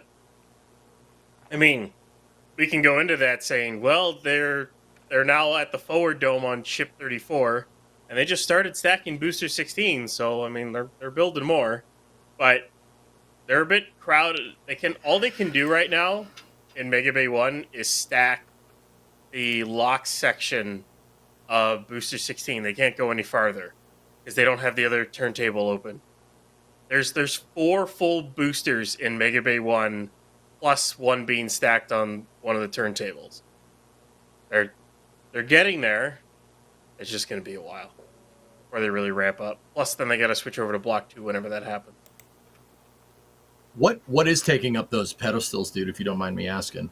So, back left, the left work stand, if you look at the bay, look at the door of the bay, the left is Booster 12, obviously back from its flight. Middle is Sweet. 13. Side is 14. And then off to the, unless I got that wrong off the top of it. Yeah, no, it's 12, 13, 14. That sounds right, dude. I don't know. I know they switched them around on us at one point. I think it's 13's over on the side. It's 12, 14, 13. And then there's 15 on the left turntable and 16 started on the right. I remember that now because they had that's the setup. So Okay, so it's a full house in there. Yeah, That's it's what a you're full trying to house. say. Got it. Yeah. Also, SpaceX is just as great at counting in a row as NASA was with STS mission numbers. Man, Oh, I'm savage today. I don't mind. I was gonna say this flame trench isn't even off the rails. We're just being yeah, absolutely Nope, savage we're individuals breaking it over out. here. Savage. We're in the Yeah, flame trench. it's- Gotta add the spice. yeah. Come on. Hey, that's what we're here for. By the way, don't Why they forget we pay have us Shuttle the big Sundays bucks. on most Oh, Sundays, yeah. or some of them at least, on Space Coast Live. In case you haven't known, we've been doing them, and then we've been uploading them to basically create an archive of all of the past Space Shuttle missions. So definitely check that out. We plan on having one not this Sunday, but next Sunday. It's exciting. I love the shuttle program. We all do. So join us for some shuttle fun over on Space Coast Live. Here's the best example of how bad SpaceX is at counting. Tonight is Starlink 8-19. They don't have 8-12 through 8-18. Like, that's from Alex, by the way. Like, what? Like, why? Why? It's because we Count in didn't order. need those. I don't No. get it. I will do no such thing. SpaceX Just probably. to piss us I off, don't that's get why. it. Because they know the flame trench people are going to go, wait a minute, that doesn't make sense. And then they go, ha ha ha ha. I'm here for the chaos. SpaceX never makes any sense. Like, they don't. Like, I swear. They just don't. True. Let's see. A couple more here. We had Telstar 86 saying buoy, albeit spelled slightly off, but the bobbing observational utility yacht. I think calling it a yacht is a bit of a stretch there, but I get it. It's pretty good, though. Pretty good. Yeah. JC Davis saying, Flight 5 sits high with SN-15's flight. My question is, why the super heavy plume looks blue in some videos and hot pink in others, and what does that mean for New Glenn? I'm guessing probably in relation to the amount of methane used in the mixture, maybe, or is it just the lighting? I think it partly has to do I'm with gonna guess lighting. it's the lighting. Yeah, it's if the plume is backlit versus being lit from the front. Now, why? What? Okay, people are gonna be like, yeah, okay, yeah, sure. No. If the sun is behind it, it's not just about backlighting. The sun's light appears to change color for us down here on the ground. The reason why is entirely dependent on the amount of gas in our atmosphere that the light is shining through, right? So if the sun is low on the horizon, like in the morning, like the other day, the sun is shining through a longer, more gases, right? And then hitting the plume, and that's what caused it to look that color. Whereas if it's overhead, it's not going through nearly as much, and you might get a slightly different color. Fun fact. It's called gas spectrography. That's how we're able to see planets in other solar systems and be like, oh, that one could be Earth-like, or oh, that one has a nitrogen and oxygen atmosphere. Because when that planet goes by the star and we're looking at it, we can see the sunlight shining through the atmosphere. That's how we can figure out like what planets are way far away. Planets that frankly, I was about to say planets that frankly we'll never see, but hey, never say never. Never say never. Europa Clipper, just saying. Yeah, baby. Let's go. That's how it's going to check the different materials. Well, I'm sure there's other ways, other things. But yeah, anyway, I think it's more of that. Because even with Vulcan, which is also LNG, it looked kind of orangish, pinkish originally with the solids. But without those solids, it is very, very blue. I can say that from seeing it in person. Same with the night launch that they did. It starts off that yellowish pink, but very quickly gets blue as those burn out and separate away. And also when your nozzle falls off. But yeah. Yeah. Hey, Vulcan clearly did not care. it was just like, yeah, all right. Just Yeah. an observation. I Yeah, lost just an observation. something. I don't know what. I lost something, but we're gonna keep going. Like, Hey, fellas, I actually saw a good question from Mike Hart in chat. If you guys don't mind, it's just already like plumes and stuff. So different methane engines, right? So like Relativity's engines versus Blue's engines versus SpaceX engines. Like the reason why I know it's just the sunlight with SpaceX engines is because they're probably not adjusting the mixture too much on Raptors. So what's mixture? It's the amount of oxidizer to fuel that you send in there. It isn't a ratio. Like it's not like exactly 1-to-1 because that's not going to give you the most ideal combustion, right? Or efficiency. Now Raptor kind of doesn't care because 300 bar chamber pressure, but like Blue, right, with the BE4s and Relativity with their what is it, the Aeon engine, I think, forget. They're not necessarily just running full straight methane. They're running liquefied natural gas, which is methane. It's mostly methane, but a little bit of propane boy, and a little bit of butane. So it depends on the mixture of your liquid fuel and your mixture of like what's in your liquid fuel, like what's it made of, and the mixture of oxidizer to fuel in the engine. So like Blue has an oxygen-rich stage combustion cycle, right? So that's going to produce a different color than a full flow stage combustion cycle with Raptor, and that's going to be different from Relativity's engines as well. Like it really depends on the fuel delivery system in the rocket, and then the relation, like the mixture of your fuel, like what liquid fuel are you using, right? Is it LNG? And if so, there are many different variants of liquefied natural gas, right? And then on top of that, it's the mixture of whatever fuel you're using to oxidizer. The mixture is going to produce a different hue. There you go. Yeah, sorry about that. That was a good question, Mike. That's why I jumped in. Sorry, I didn't mean to derail this. No, it's all good.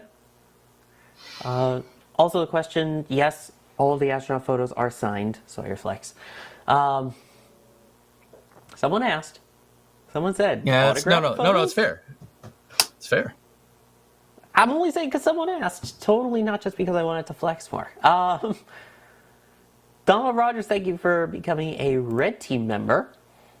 Musical Wolf saying Ship 26 equals Bruno. We don't talk about Ship 26. That was good. Okay. All right. EMP FPV saying Ship 26 might be the first ship to test Raptor 3, maybe? Ryan, I don't know about you. I don't think Raptor 3 is going to be here for a little while. it's Like on a Starship, right? It's gonna be on Block 2 of Ship. I don't think it's gonna be on Block 2 of Ship right away.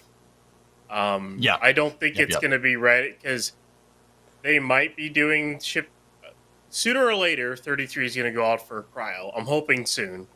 They just started assembling the other 4-point lifter because one of them is being used for Ship 34 right now. So in order to lift that thing off, they need another one.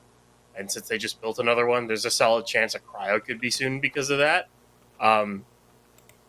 Which will be really cool to see that thing out there because, like, I'm putting together everything that all the changes on it, and I can't wait for shots of it at Massey's and to really look at any other changes with high-res photos of the whole thing put together. But in terms of Raptor 3 on that, it's pointless to test. Utterly pointless. Like, it's so negatively pointless to put Raptor 3 on that because the plumbing to the engines is completely different. On Block 2 of Ship, they have a separate transfer tube, down tuber, for the RVACs. On Block 1, it's not. It's pointless. So, yeah. Not going. It's a waste of a time. It's dumb shit. Hey Ryan, I have a interesting thought here. I want to send it out there. If you don't like it, you send it right back. Do you think that Raptor 3 is their solution to fixing nozzle warping for the boosters coming back? I think part of it will be. Yeah. Cool. All right, we're on the same page there. By the way, just want to finish up with some support here as we get ready to hopefully begin fueling shortly on Falcon 9. Someone named D-Wise Wizzy, I'm not sure if I'm pronouncing that right, saying they should stack Ship 26 on an SRB like Ares 1X. Yeah, baby. That's D Nice. Where's D Nice at? I get that. So that's By the way, Grizzly. it's Dwise. Dwise. Wise. Yeah. Is it? Jake Queller. No. Okay. All right. Grizu saying just strap a bunch of C4 to Ship 26, push the button. Yes. Yes. I'm down for it. Matthew V. Was anyone else nervous when the ship engine graphic didn't show up again? No, not really. Let's a see little bit. here. A little bit. Steve saying to the photography crew, but I wish Sawyer was there so I could see his work. Thank you. I appreciate it. I do have like 1 or 2 shots in the shop. You can always yell at Adrian to get more. But saying for prints, wish they were edited to be brightened and sharpened. I have 3 large IFT prints on my walls that save space for more. Well, hopefully you enjoy more. There's a heck of a selection up there now at shop.nasaspaceflight.com. So hopefully there's a nice bright one that looks great for your room. Hey, Sawyer, real quick. You know, you need the print thing to yell at Adrian. Can I just yell at Adrian? Can we just Of course, do that? you can always just yell at Adrian. Oh, excellent. All right. High five. Sorry, Adrian. No, you're not. Love you, buddy. No, you're right. Okay. All right. Then Crafty Geek saying, for what it's worth, Brits pronounce buoy as boy because of how you say buoyant/buoyancy. Yeah, but then again, you also say ma'am sounds like mum, which makes for some very awkward sentences. Just saying. Yep. Because, you know, English is the hallmark for, you know, unified language syntax, right? Like, obviously, right? You know, let's just spell the word that's pronounced the same 3 different ways, right? No. It can change, all right? It can change. Yeah, but you're wrong. It was buoy and boy. Just saying. Buoy. Yeah, again, Baba Buoy. I am spicy tonight, and I am not sorry about it. And then the last question we'll take for Starship before we transition fully over to Starlink here. If they do get Yeah, 37 and have a pad there, do you think we'll ever see tanker launches from 39 and 37 within a few minutes of each other? I think we'll see the first thing to really be able to see that would be a launch from 39 and a launch from 40 within rapid succession first. I think we would see that before we would see anything close to rapid Starship flights like that. I don't know what You're you going to guys need think. a lot of tanker flights. And not only that, you're going to have to rendezvous with the depot, so the closer you launch them together, the easier it is to rendezvous. As long as the range fine with it, I could see it happening.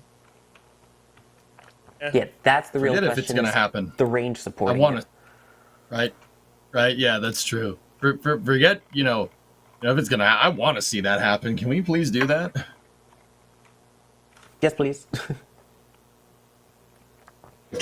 All right. Well, we are now just about 30 minutes away from the launch of Starlink 8-19, so stick around. Not only do you get the rest of the flame trench here, you get a rocket launch. The main concern, of course, being the wind, as we mentioned just a short time ago. As of right now, you can see they're about 15 kilometers per hour, 9 miles per hour on the winds. From what I've heard from Julia out in the field, though, it's a little bit on the gusty side, saying very gray, windy, sustained, and thicker clouds from the north inbound. So we'll see, the weather being the concern, and this just being the end of the window here. So it's either going to go in 32 minutes and 12 seconds, or they try again for tomorrow. In the meantime, also just waiting to get that confirmation fueling underway for Falcon 9. And while we're doing this, how about we talk about this particular mission and what booster we have flying? Which one of you has the booster history for us for the Starlink 8-19 mission? Sawyer, I got it here. So the booster for it, flying EJ. tonight is, it's booster 1076. And this is the 367th Falcon recovery attempt. And that's going to land out on the drone ship. Just read the instructions, which is a fair bit down range. So I think this Starlink is traveling on the northeast track. So it's going to go up the coast of the U.S. here. So just read the instructions is probably a good ways east off the coast of like South Carolina, I think is where it is per what I saw from the from those the temporary flight restriction. Yep, it is said to be recovered 618 kilometers downrange, with fairing recovery about 700 kilometers. And yes, it is indeed going to the northeast. Yep. As for the booster, it is now making its 17th flight. You ready to go through the list? Oh, please send it. All right, we have CRS-26, OneWeb 16, Starlink 6-1, Intelsat 40E Tempo, Starlink Group 6-3, 6-6, 6-14, 6-21, O3B mPower 5 and 6, which is one mission, Ovzon 3, 6-40, Eutelsat 36D, 6-54, 6-64, Turksat 6A, Worldview Legion 3 and 4, and now this one, 8-19. Just a few. And this one has landed on all of the East Coast ships, by the way, with LZ-1. Also, just read the instructions and a short fall of gravitas. And it is just read the instructions downrange. Since we saw a picture from the port earlier, you could see short fall of gravitas was there with its most recently returned booster. And a reminder, if you have questions related to tonight's Starlink launch, you can tag us at NASASpaceflight, just like you've all been doing throughout the show here.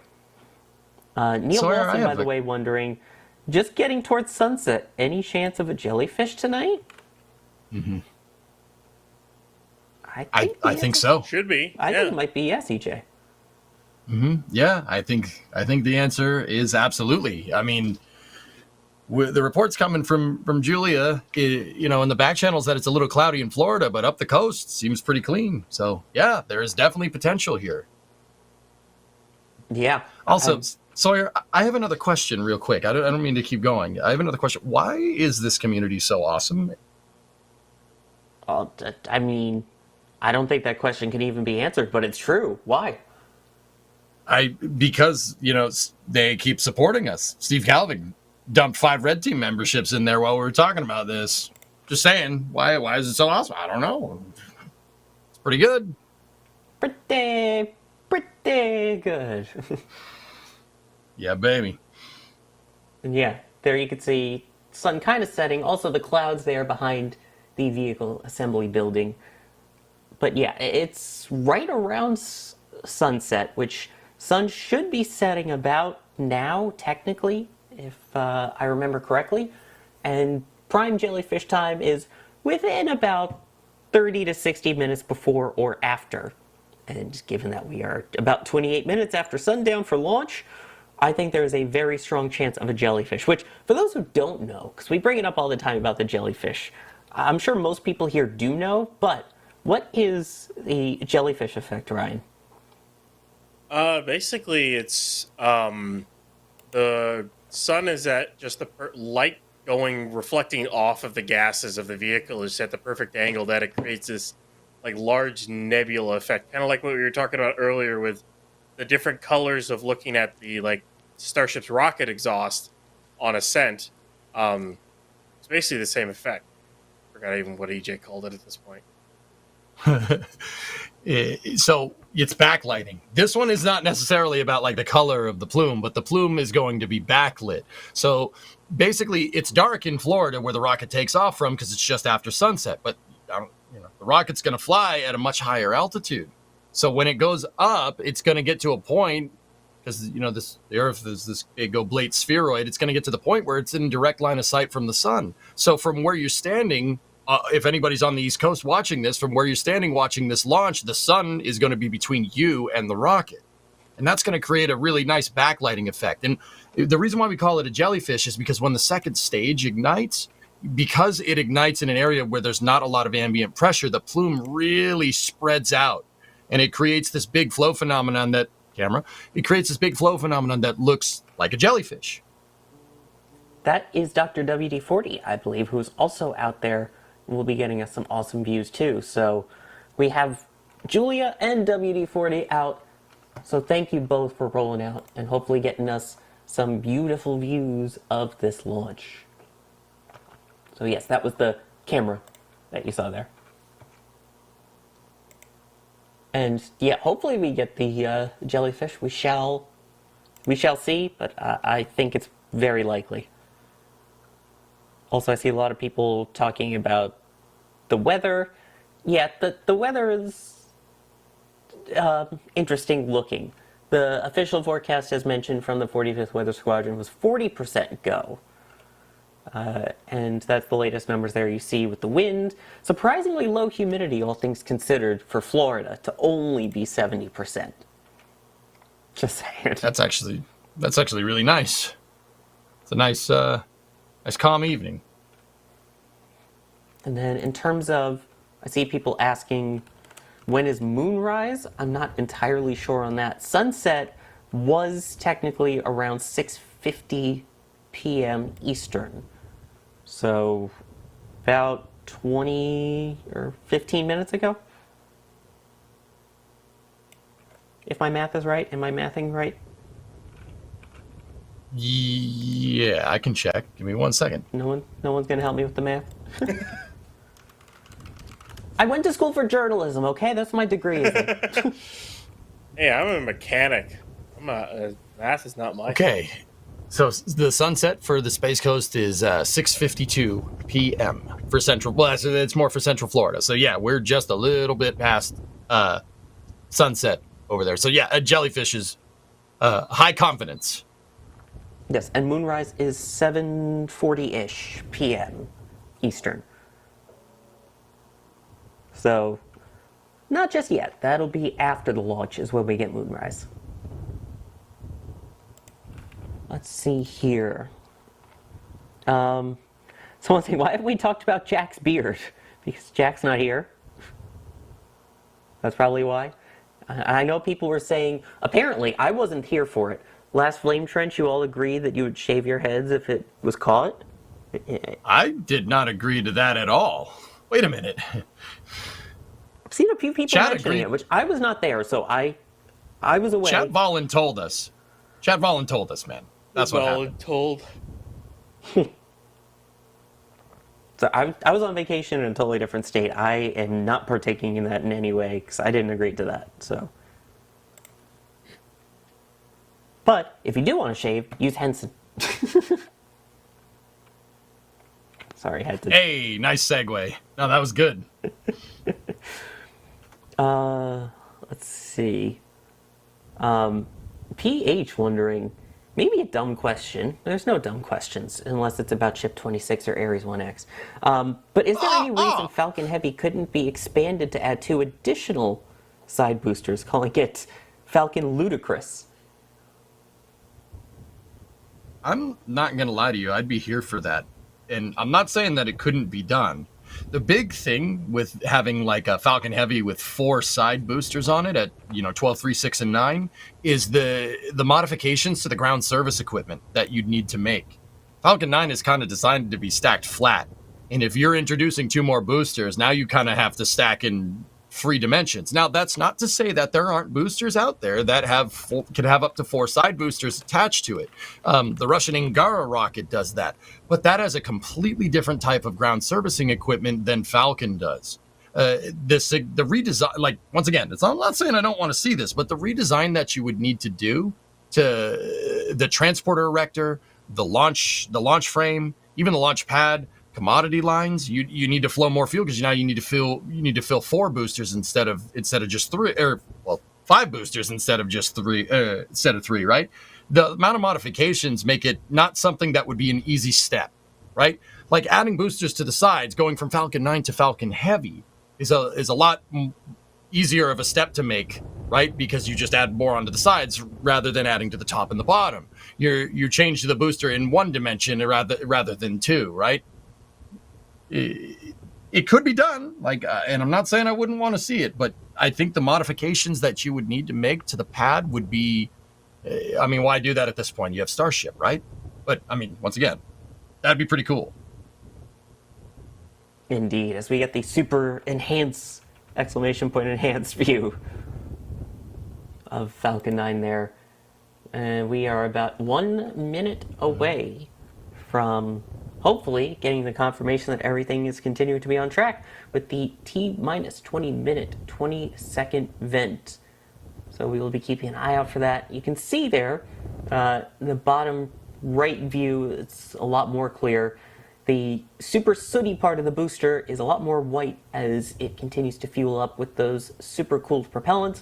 Reminder, Falcon 9 uses RP-1, rocket propellant 1, the refined form of kerosene, and LOX, liquid oxygen, as its propellants. And Stage 1 loads both of them simultaneously, whereas Stage 2 just begins with the RP-1. That ends, typically, in about 15 seconds from now, and then 4 minutes after the 20-minute vent starts, that is when we will start seeing fueling of the liquid oxygen into Stage 2. And there is the vent. There it is. Right on time, T-minus 20 minutes, 20 seconds. Also, very interesting to see how windy it is, because on a non-windy day, that thing will just kind of hang around the rocket as like a cape. That pretty much feels like it's going straight out. Anyone seeing otherwise? No, that's what it looks like. Yeah. Of course, those No, winds sorry. Hopefully the are winds Please are refresh my definitely memory. watched. Yeah, the winds that we're talking about here is it upper level winds? Is it ground winds? What's the violation here that we're talking about, or thing that would increase probability of violation? It would have to be ground winds because the 45th Weather Squadron just has that as an additional launch criteria for upper level. So in theory, it would have to be the ground or at least lower level winds. Okay, cool. Because, I see a lot of people in chat say, why can't it just launch in the wind? It's like, we can't launch in the wind. Planes launch in the wind all the time. Well, guys, what you guys got to remember, what you're really looking for here is not just, if the ground winds are too much, you could blow the rocket off course right after liftoff. Probably don't want to do that. The real thing that will constrain a launch is vertical wind shear. So keep in mind, just because the wind is blowing a lot down here doesn't mean at 30,000 feet it's going to blow as hard. It might be calm up there, but what you really got to keep track of, and this is what the 45th Space Wing does, like Space Force Delta 45. This is what they really, really are good at. They launch weather balloons on the hour up until the launch, right? They're really monitoring the change in wind from altitude, right? So if you're at 20,000 feet and the wind is blowing 10 miles an hour in one direction, and then you're at 30,000 feet and the wind is blowing 20 miles an hour in another direction, that's a 40 mile an hour delta in wind shear from in just 10,000 feet. That is the kind of stuff that can break rockets. Basically, the rocket going from no wind speed at one altitude to higher wind speed or a big enough change at higher altitudes is basically like the rocket slamming into a brick wall. Those upper level winds are no joke, but it's the change in winds from, down here to 10,000 feet all the way up to like 100,000 feet. It's the change. If the change is too great between those altitudes, that's what's gonna, I'm not gonna say it, but that'll be the S word. That's why we don't launch into the wind all the time. Yeah, and it has caused issues for rockets once they were in the air in the past before. Yeah. Yeah, I won't name the mission that I'm thinking of, but yes. We don't need any bad juju today, man. Right. And in terms of the additional risk criteria that I was talking about with the 45th Launch Mission Execution Forecast, upper level wind shear is low. The only other thing that is potentially would be booster recovery weather, which is listed as a low moderate risk. Let's see. Here's a really good question, and Shoot. Ryan, I'm going to throw this one to you. David wants to know, what do you think is currently the bottleneck in Falcon launches? That's a good question. Yeah, I really don't know. They've pretty much got the cadence they kind of want. I think I don't really know what the top out on cadence they want to get to is. That's a big question mark. I mean, they could try for another drone ship, but then again, they still only have 2 pads, so it's kind of moot at that point. Like, if they really wanted to up their cadence, they probably would have to get another pad and another drone ship, which supposedly maybe another pad and then Slick 6. Then they could increase their cadence there, so you have 2 at Vandy, 2 at the Cape. That's about all I can think of. Unless you get another one at the Cape. But Yeah, I agree with you, Ryan. I think it's the drone ships.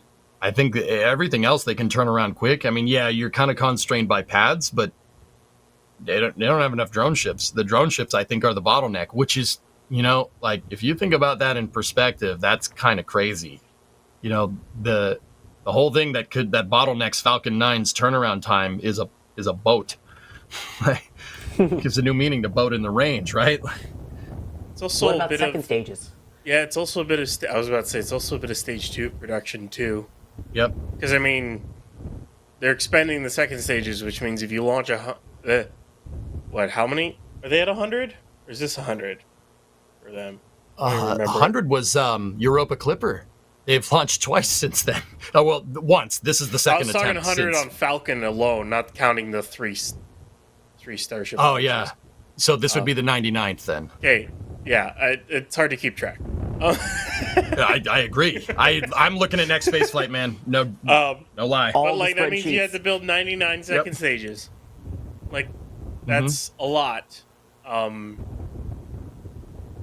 mean, I guess there's a couple of things when you start launching that much that's a bottleneck. So yeah, it's hard to. But that's a really good question. And I think that, Yeah, like no, you it's a good one. mentioned, that brings up the other good point of what are they aiming for as the target? I mean, we know this year it was 148, which there are some hurricanes and some anomalies that kind of made that number difficult to achieve as we hit Whoa. midway through December or midway through October. Wait a minute, Sawyer. They're not anomaly. They're observations. Okay. I think Ask it's the a- FAA, what do they call it? I think it's a proper anomaly when your second stage falls outside of your predetermined safety zone. Like that's a proper mishap on that one. Like Also, when your second stage starts leaking in space and doesn't actually put your and then you satellites can't into control orbit. it, and then it falls to Earth outside the predetermined safety zone. Like Yeah, good The- point. you go to the whole argument of why didn't Vulcan get a mishap investigation? Well, their stage didn't drop out of their safety zone. Everything was contained. What debris fell inside their safety zones. The rocket still completed its mission. Everything. That's what happened. It's an internal investigation they'll do. But for Falcon 9, the second stage dropped in the ocean where there wasn't a warning. That's not good. That's not good. What do you guys mean, though? wanna hear Everyone something crazy? loves the FAA, right? I do. Just saying. Never seen you guys want to any hear something criticism. crazy? Yeah, right. Yeah, dude. Yeah. No. They've never been criticized at all. It's Never. fine. Yeah. The second stage, a SpaceX engineer actually, I think it was John Edwards, actually elaborated on that overburn. I'm pretty sure that's where it was. Forgive me. I know this is legit info, but I forget where it came from.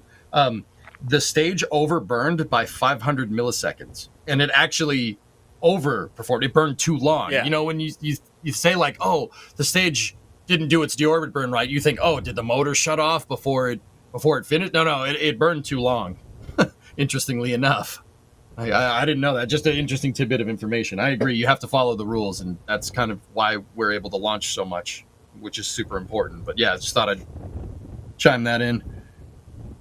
Yeah, that's a good point. And then the other thing, of course, to keep an eye on now is the tropics, as Alex is pointing out. There's still systems that are out there kind of developing. We had Helene, we had Milton.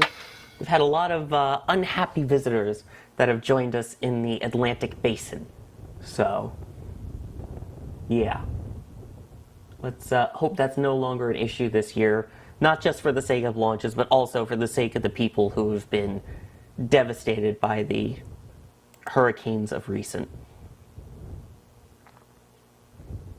As we hit 11 minutes and 20 seconds to go until launch. Telstar86, thank you for gifting a Red Team membership. And I don't know if Kevin has his sound effects still up for this particular one, for a certain name of a certain someone. But 5 gifted Red Team memberships from a certain Ninja Decimator. There it is. Thanks, Kevin. And thank you, Ninja Decimator, for gifting 5 Red Team memberships. Love it. I see a lot of people saying that the other issue right now is the Coastal Commission out in California. Do we want to touch the whole Falcon 9 West Coast launch thing? Yeah. I saw people asking about it. Ryan, what do you think? I don't know. It's Yeah. it's one of those. Yep. I don't know if I want to. Yeah. Yeah, that's why I asked. Probably not. That's a can of worms, just to say the least. I mean, It's guys, up to them. I'll be honest with you. I mean, I'm sure this problem will get solved somehow, but I mean, this is NSF. We sit here and talk about spaceflight. Do you really want to hear us talk about everything else that you hear throughout the day? Nope. We don't want to do that to I don't you. even want to talk about You know, we don't want to do that to you. You deserve better. Yeah, just know it's a thing that's happening. Yep. It is a thing that's happening, indeed. And for those who enjoy lawsuits, have fun reading up on it. Let's see here. Yeah, because I saw a lot of people addressing that, so just wanted to make sure.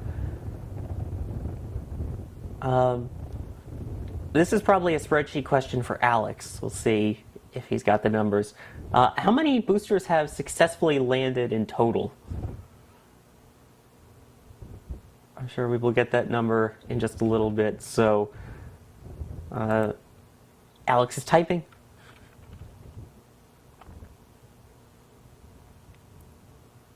There we go. SpaceX has had 355 successful landings in total, now counting Super Heavy. They call it a booster. They caught a booster! They caught a booster. But technically, They is did that a booster landing if it's in a Texas. catch? It's a landing. It landed on arms. It landed. But it didn't land I on agree with land. him. It landed on arms. It Yeah, was and then it caught. got placed on the OLM, and then it got placed on a transport stand. It landed. But it didn't land Please on the don't do land. this. They caught on the arms. It landed. I don't know if you guys can hear it, but I'm face palming as hard as I can right now. See, what I envision it as the sticks are just a landing pad that moves into place as the rocket goes in between it, and the pins land on the landing rails, and the landing rails is the landing pad. You know, if you think about it.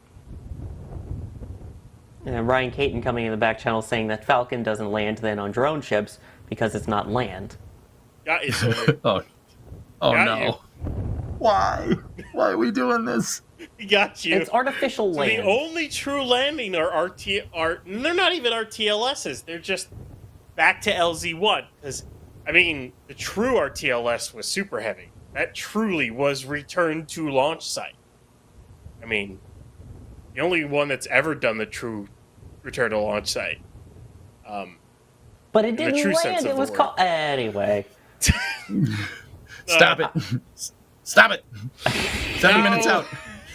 I will die on this hill, mainly because Oh, it took me a long God. time to wheel up it. But, yeah. Crispy shuttle landed on a runway, thus wins. Hey, that wasn't. There you go. I mean, it's land, With 'em. but it's a runway. Oh, come on. That's land. Sure, why not? But That is it really? absolutely is. Is it really actually land? Because it's just a runway. Yes, it is built into the land. Anyway, we're at T-minus 7 minutes now. EJ, at this point Hello? is when they begin chilling down the Merlin 1D engines. Why is it important to do an engine chill? Well, so first and foremost, Falcon 9 is using semi-cryogenic propellant. So we have RP1, which is basically a super refined version of diesel fuel. That's not something that needs to necessarily cool the engines down, but the liquid oxygen. In order for oxygen to be a liquid, it needs to be extremely cold.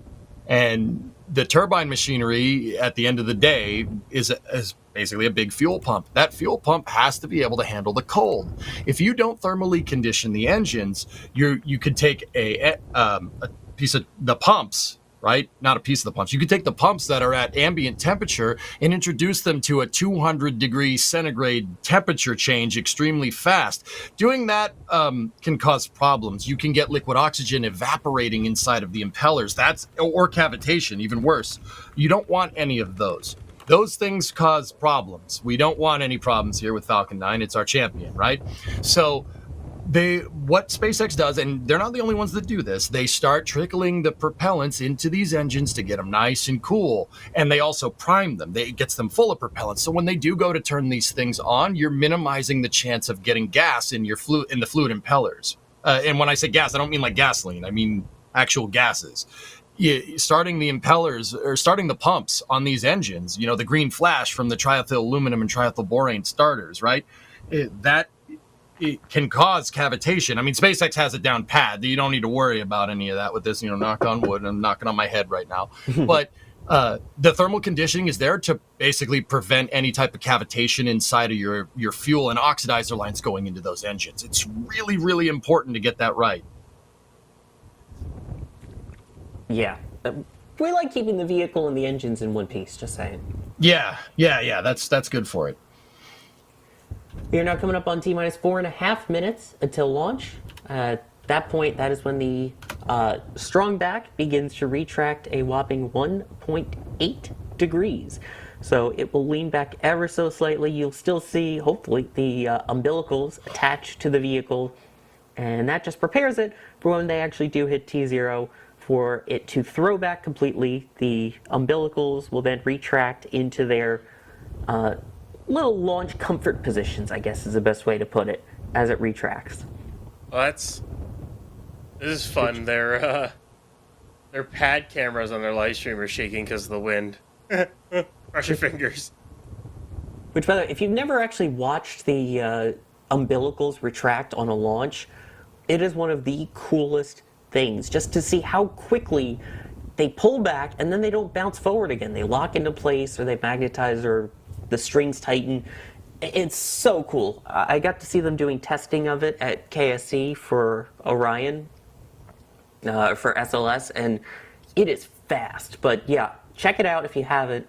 There's some great video from the shuttle of all of the retracting and closing up close and slow-mo. Highly recommend it. Coming up on about 3 minutes and 20 seconds to go until the planned liftoff time.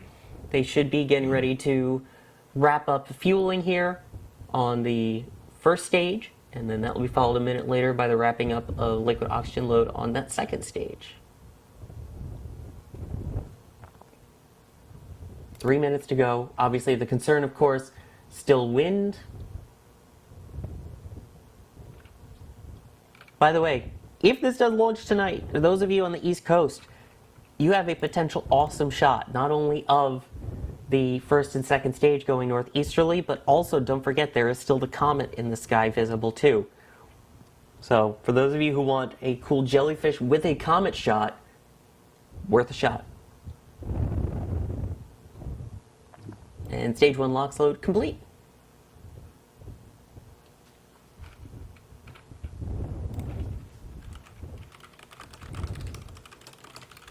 Should be coming up on second stage fuel loading complete as well.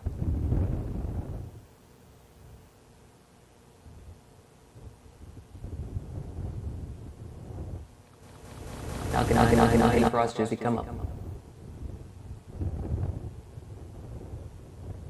My A Frost here on the 2-minute mark. We will hopefully get that go for launch at T-minus 45 seconds if all is well with the weather. If nothing else, we will have Falcon 9 entering startup about 45 seconds from now when the onboard computers will take control of the count. That is also when all of the tanks will pressurize to flight pressure. Stage 2 LOX load is complete. And once second stage LOX loading is complete, Sawyer, what's going to happen is you're going to see a huge cloud of gaseous oxygen come out of the gray transporter erector that's just to the side of the rocket. What they're doing is they're evacuating the commodity lines that go to the second stage.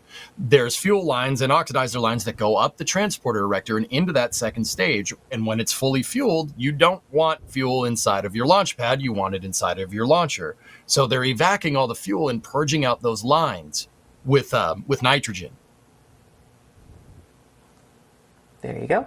And we are now under the T-minus 1 minute mark. Falcon 9's in startup. Tanks pressurizing to flight levels. Hopefully we'll get that go for launch in just a couple of seconds.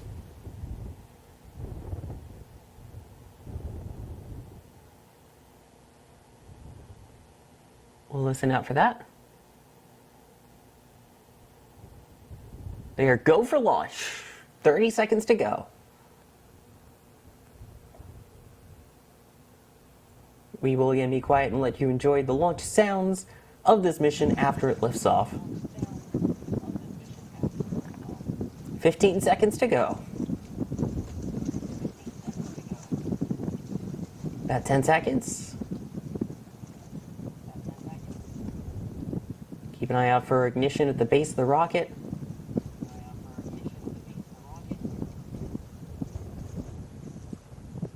There we go, we have ignition and liftoff of Starlink 8-19. Go, Internet Satellites V2, go.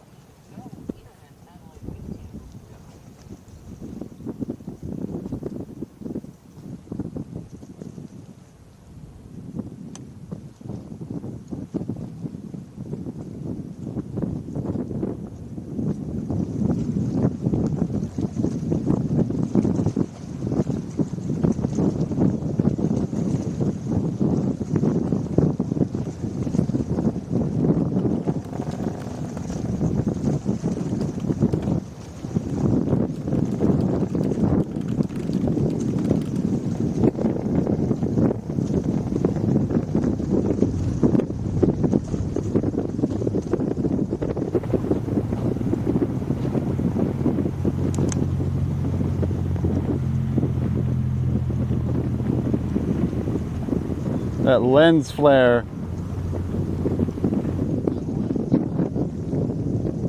Beautiful view. 75 seconds into flight. Coming up on max Q, maximum aerodynamic pressure on the vehicle. Gorgeous color on those engines tonight. Very bright.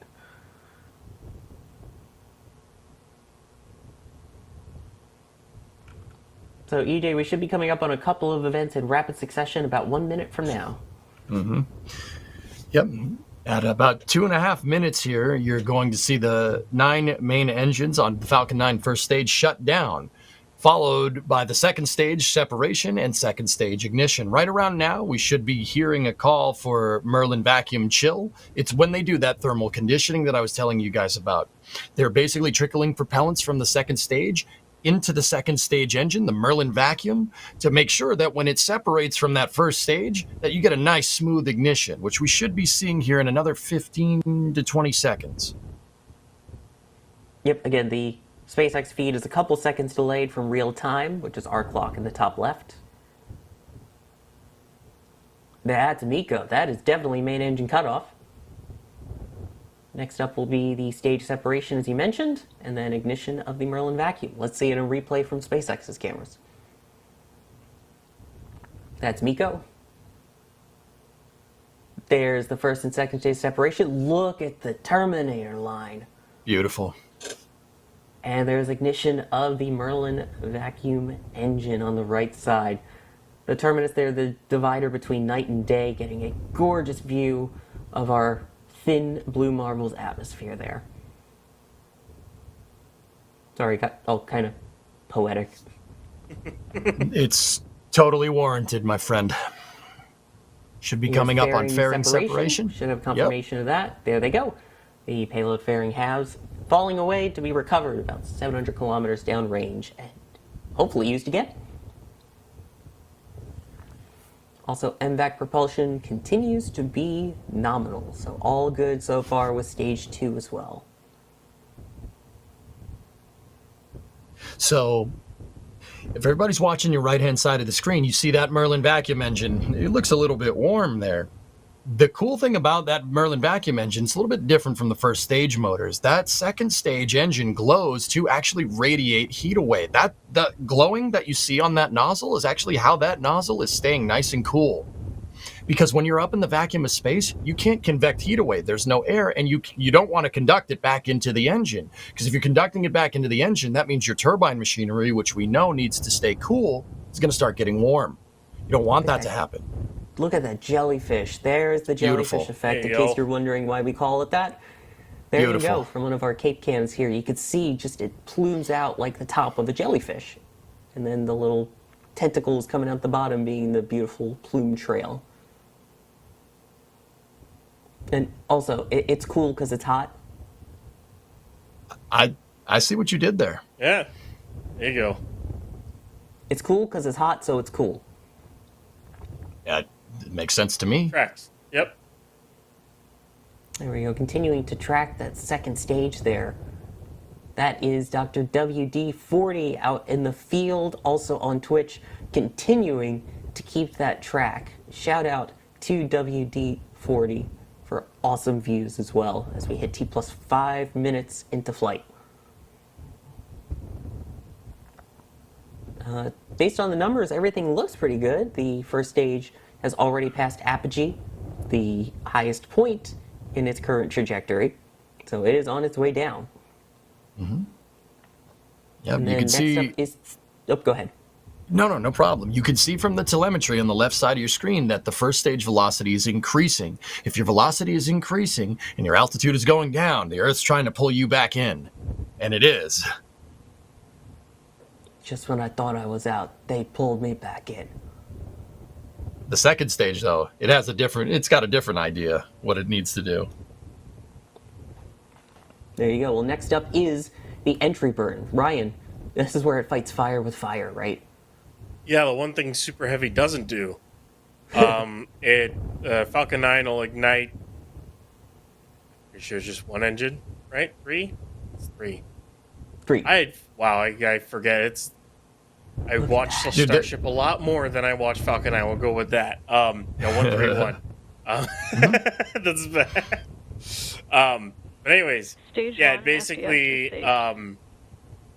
Stage 1 entry. it'll for create startup. basically a force field, more or less, of exhaust that'll protect the rocket during gantry heating, and as well as slow it down a decent amount for the initial descent. A big reason why SpaceX wants to get rid of this for Super Heavy is, well, you get more performance out of the rocket if you don't need to save propellant to do the reentry burn. So while they may do it, as we talked about earlier, as a stopgap measure, they may they'll try to find a fix so they don't have to later down the line. And there we go. You heard there the shutdown of that and saw it. Everything looked good there. Again, that jellyfish gauge continuing to track that second stage with our Cape cameras. Huge shout out to Gauge tracking something that isn't a bird. I joke, but Gauge doing a fantastic job for us here. Thank you. And if you look on the right grid fin, and there you go. There's some plasma accumulating over there. Love it. And you can see the speed burning off so quickly in the bottom left. As it now is 10 kilometers off the deck. This is weird. Stage 1 And transonic. next up, there we go. Stage 1 is transonic. It's transonic. Below the speed of sound here as it works its way towards that landing on Just Read the Instructions. So coming up, we should have that landing burn, which will be the single engine igniting, hopefully with landing legs deploy and a touchdown on the drone ship. Stage 2 terminal guidance. Stage 1 landing. There's the ignition. Landing burn? Grid fins doing their job to help steering.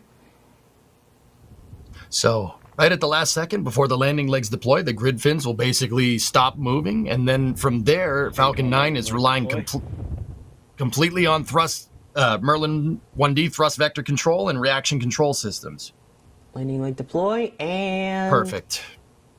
Stage 1 touchdown. Brilliant. Stage 2 FTS. Another happy landing. Another beautiful landing for SpaceX. B1076 now getting a dash 18 after a beautiful landing on just read the Vector down. instructions. And there we go. That is the Merlin vacuum engine shutting down. And it seems like everything so far on nominal orbit trajectory. insertion. And there's the There we confirmation. go. Confirmed. That picture perfect looking launch there. Absolutely beautiful. So yeah, LSR pointing out in the back channel, that makes 5 landings this week. Yeah. Again, the whole landing versus catching debate aside. Which, did you hear it? They caught a booster. Yeah. They did? What was it? In, I think it was like 40 something hours. I don't even remember the time. They'd launched from all 4 of their pads. They launched Starship, they launched Falcon Heavy, and they launched 2 Falcon 9s. I think it was. That's crazy. Unbelievable. Yeah, that's 3 different drone ship rockets, landings, too. One Yeah. on a tower and one on a splashdown, a soft splash. Oof. That is so cool. You know, I know in light of Flight 5, everybody, that, this might seem like, this is another Starlink, all right? But I just want to point out the absurdity of what's actually unfolding before us. Just since Flight 5, SpaceX has launched a Falcon Heavy and 2 Falcon 9s. I don't think, I know like Super Heavy and Starship is the new hotness, right? But I don't think it can be undersold just how good 3 Falcon this launch 9s. vehicle is. It's 3. 3 Falcon 9. 2 from 40, 1 from 4E, and then Falcon Heavy from 39A. That's ridiculous. I missed one. See what I mean? Like, I'm missing them. That's ridiculous. You go back, you cast your mind back 10 years ago, missing a rocket launch. What are you, nuts? But see, here, myself, I'm obsessed with this stuff, just like everybody is here. I miss them. I miss them, but it cannot be understated just how much of a workhorse this is. You guys are witnessing history here. This is unprecedented. There's been nothing like this in history. Like, we like to cast our mind back and kind of compare ourselves to the space program of the 60s. I've always said this, the NASA engineers in the 60s wish they had something like this. They wish they had Falcon 9. We're in a golden age here, and it can't be understated how absolutely absurd what's going on actually is. Yeah, by the way, that's 87 engines, I believe it is, that were ignited in 1 week for launches for SpaceX. I was about to say we counting reignites, but I'm not going to go there. If you don't I'm count not going to go reignites, there to count all of them. 87 total engines on those vehicles. And we're just talking the boosters / first stages. Yeah. It's crazy. Enjoy Yeah. it. Enjoy it, guys. It Gotta wasn't always like this, Sawyer, Oh, I remember very clearly. right? Yeah, I mean, the time between all the launches and the early days between Shuttle and Falcon 9 really picking up its pace. You'd have 6-8 big launches a year. Holy cow, that was a lot. Yeah. Yeah. Right? And even Shuttle, when Shuttle was launching like once every 3 months, that was a high cadence. That was great, right? But this is 4 launches on another level. in a week. Yeah, 4 launches in a month would have been absurd just a couple of years ago. Love it. right. Jim Cavett saying, thanks NSF for all your coverage. Well, thank you, Jim, for all the support. Also, Todd Harris trying to instigate another fight here, saying about the SLS Starship debate. I think that when it's time to go to the moon, SLS won't be ready, but Starship will be. Ding fight. Maybe. That- You know what? as much as I love SLS, I kind of agree with you at this pace. At the pace that SpaceX is going, like, you might be right. Just saying. I'm not even going to touch it. I'll just say this one thing. It's nuts because SLS is using a ton of shuttle or Delta IV heavy derived hardware. The only thing that's truly new is Orion, really. And then there's Starship, which is brand new from the ground up, like everything. So, yeah. Yeah. Yeah, Ryan, that's a good point. It's a clean sheet design. All of SpaceX's stuff is clean sheeted. Now, don't get me wrong. They sourced bits and pieces from different engines, from different past projects. Like the Merlin engine can trace its injection system back to the lunar module descent engine from the Apollo program. Yeah, not a lot of people know that. But the fact that they were able to clean sheet these designs and get them done so fast and then launch them at the cadence that they're launching at it's unprecedented. Never seen anything like this. It still blows my mind. I've watched almost every Falcon launch except for the one the other day that I missed, right? Like, that's why I say almost, but it cannot be understated how much of a treat this is to be able to see this every night almost. Can't be understated. Perfectly put. And I think that's a great way to end this Flame Trench / Starlink 8-19 launch. Of course, can't do it without thanking a bunch of people as well, including our amazing members, in particular the launch directors and flight engineers who get their names at the end of the Flame Trench, NSF Lives, and all of these big time streams. So a huge thank you to those names. I still can't believe how many names are on that list. So thank you to each and every single one of you for that support. And of course, I have to thank the people that joined us for this stream. EJ, thank you for joining. Thank you for having me. I know I get a little rowdy, guys, but yeah, I know it's truly a privilege to be here, and I only do it because I'm trying to bring my A game for you. Because once again, it's a privilege to be here, and I thank you guys for having me on here. Thank you very much. I really appreciate it, and thank you everybody that's watching. Thank you. EJ, rowdy? Never. I know, right? Like, okay. Yeah, just watch your reaction to the landing again. Oh, I gotta go. Don't leave us with that rocket. Also, Ryan Weber, thank you so much for joining us too. Yeah, thanks, sir. It's always a pleasure coming on here on TFT. I always love talking about Starship and just about anything else. So, thanks. Exactly. And also for our Falcon 9 coverage, we had Julia Bergeron out in the field, along with Dr. WD40, both of them providing some awesome views for us. Make sure you follow them on the socials if you don't already, which, speaking of socials, are you following the NSF socials? If you're not, you should. We have X, we have Facebook, we have Instagram. Keep in mind, we had a video that was actually reposted by Elon Musk himself. I don't know if that's a good thing or not anymore, but check that out. We also hit 1,000 on TikTok, which I didn't even realize that we had that many people on TikTok, so check that out too. But yeah, the main socials are up there in the corner of the screen. And I guess we'll thank the Kevin Michael Reed for producing the show today, and pushing the buttons, pulling the levers, and bringing all of the views to you.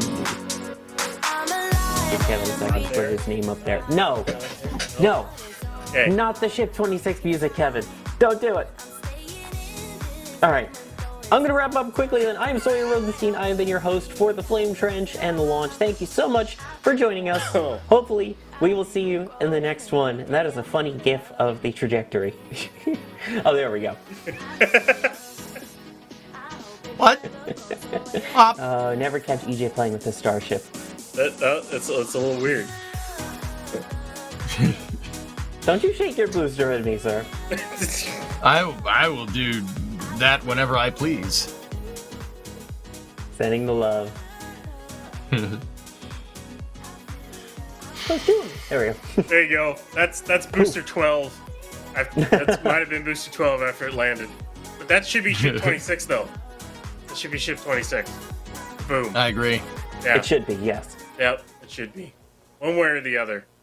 Blow it up. Agreed. Blow it up. Speaking of blow it up, let's blow up this stream. Bye, everybody. And here we go.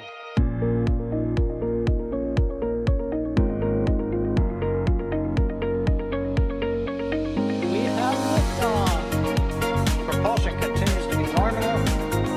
R68 chamber pressure looks good. Traveling up. Roger, planet.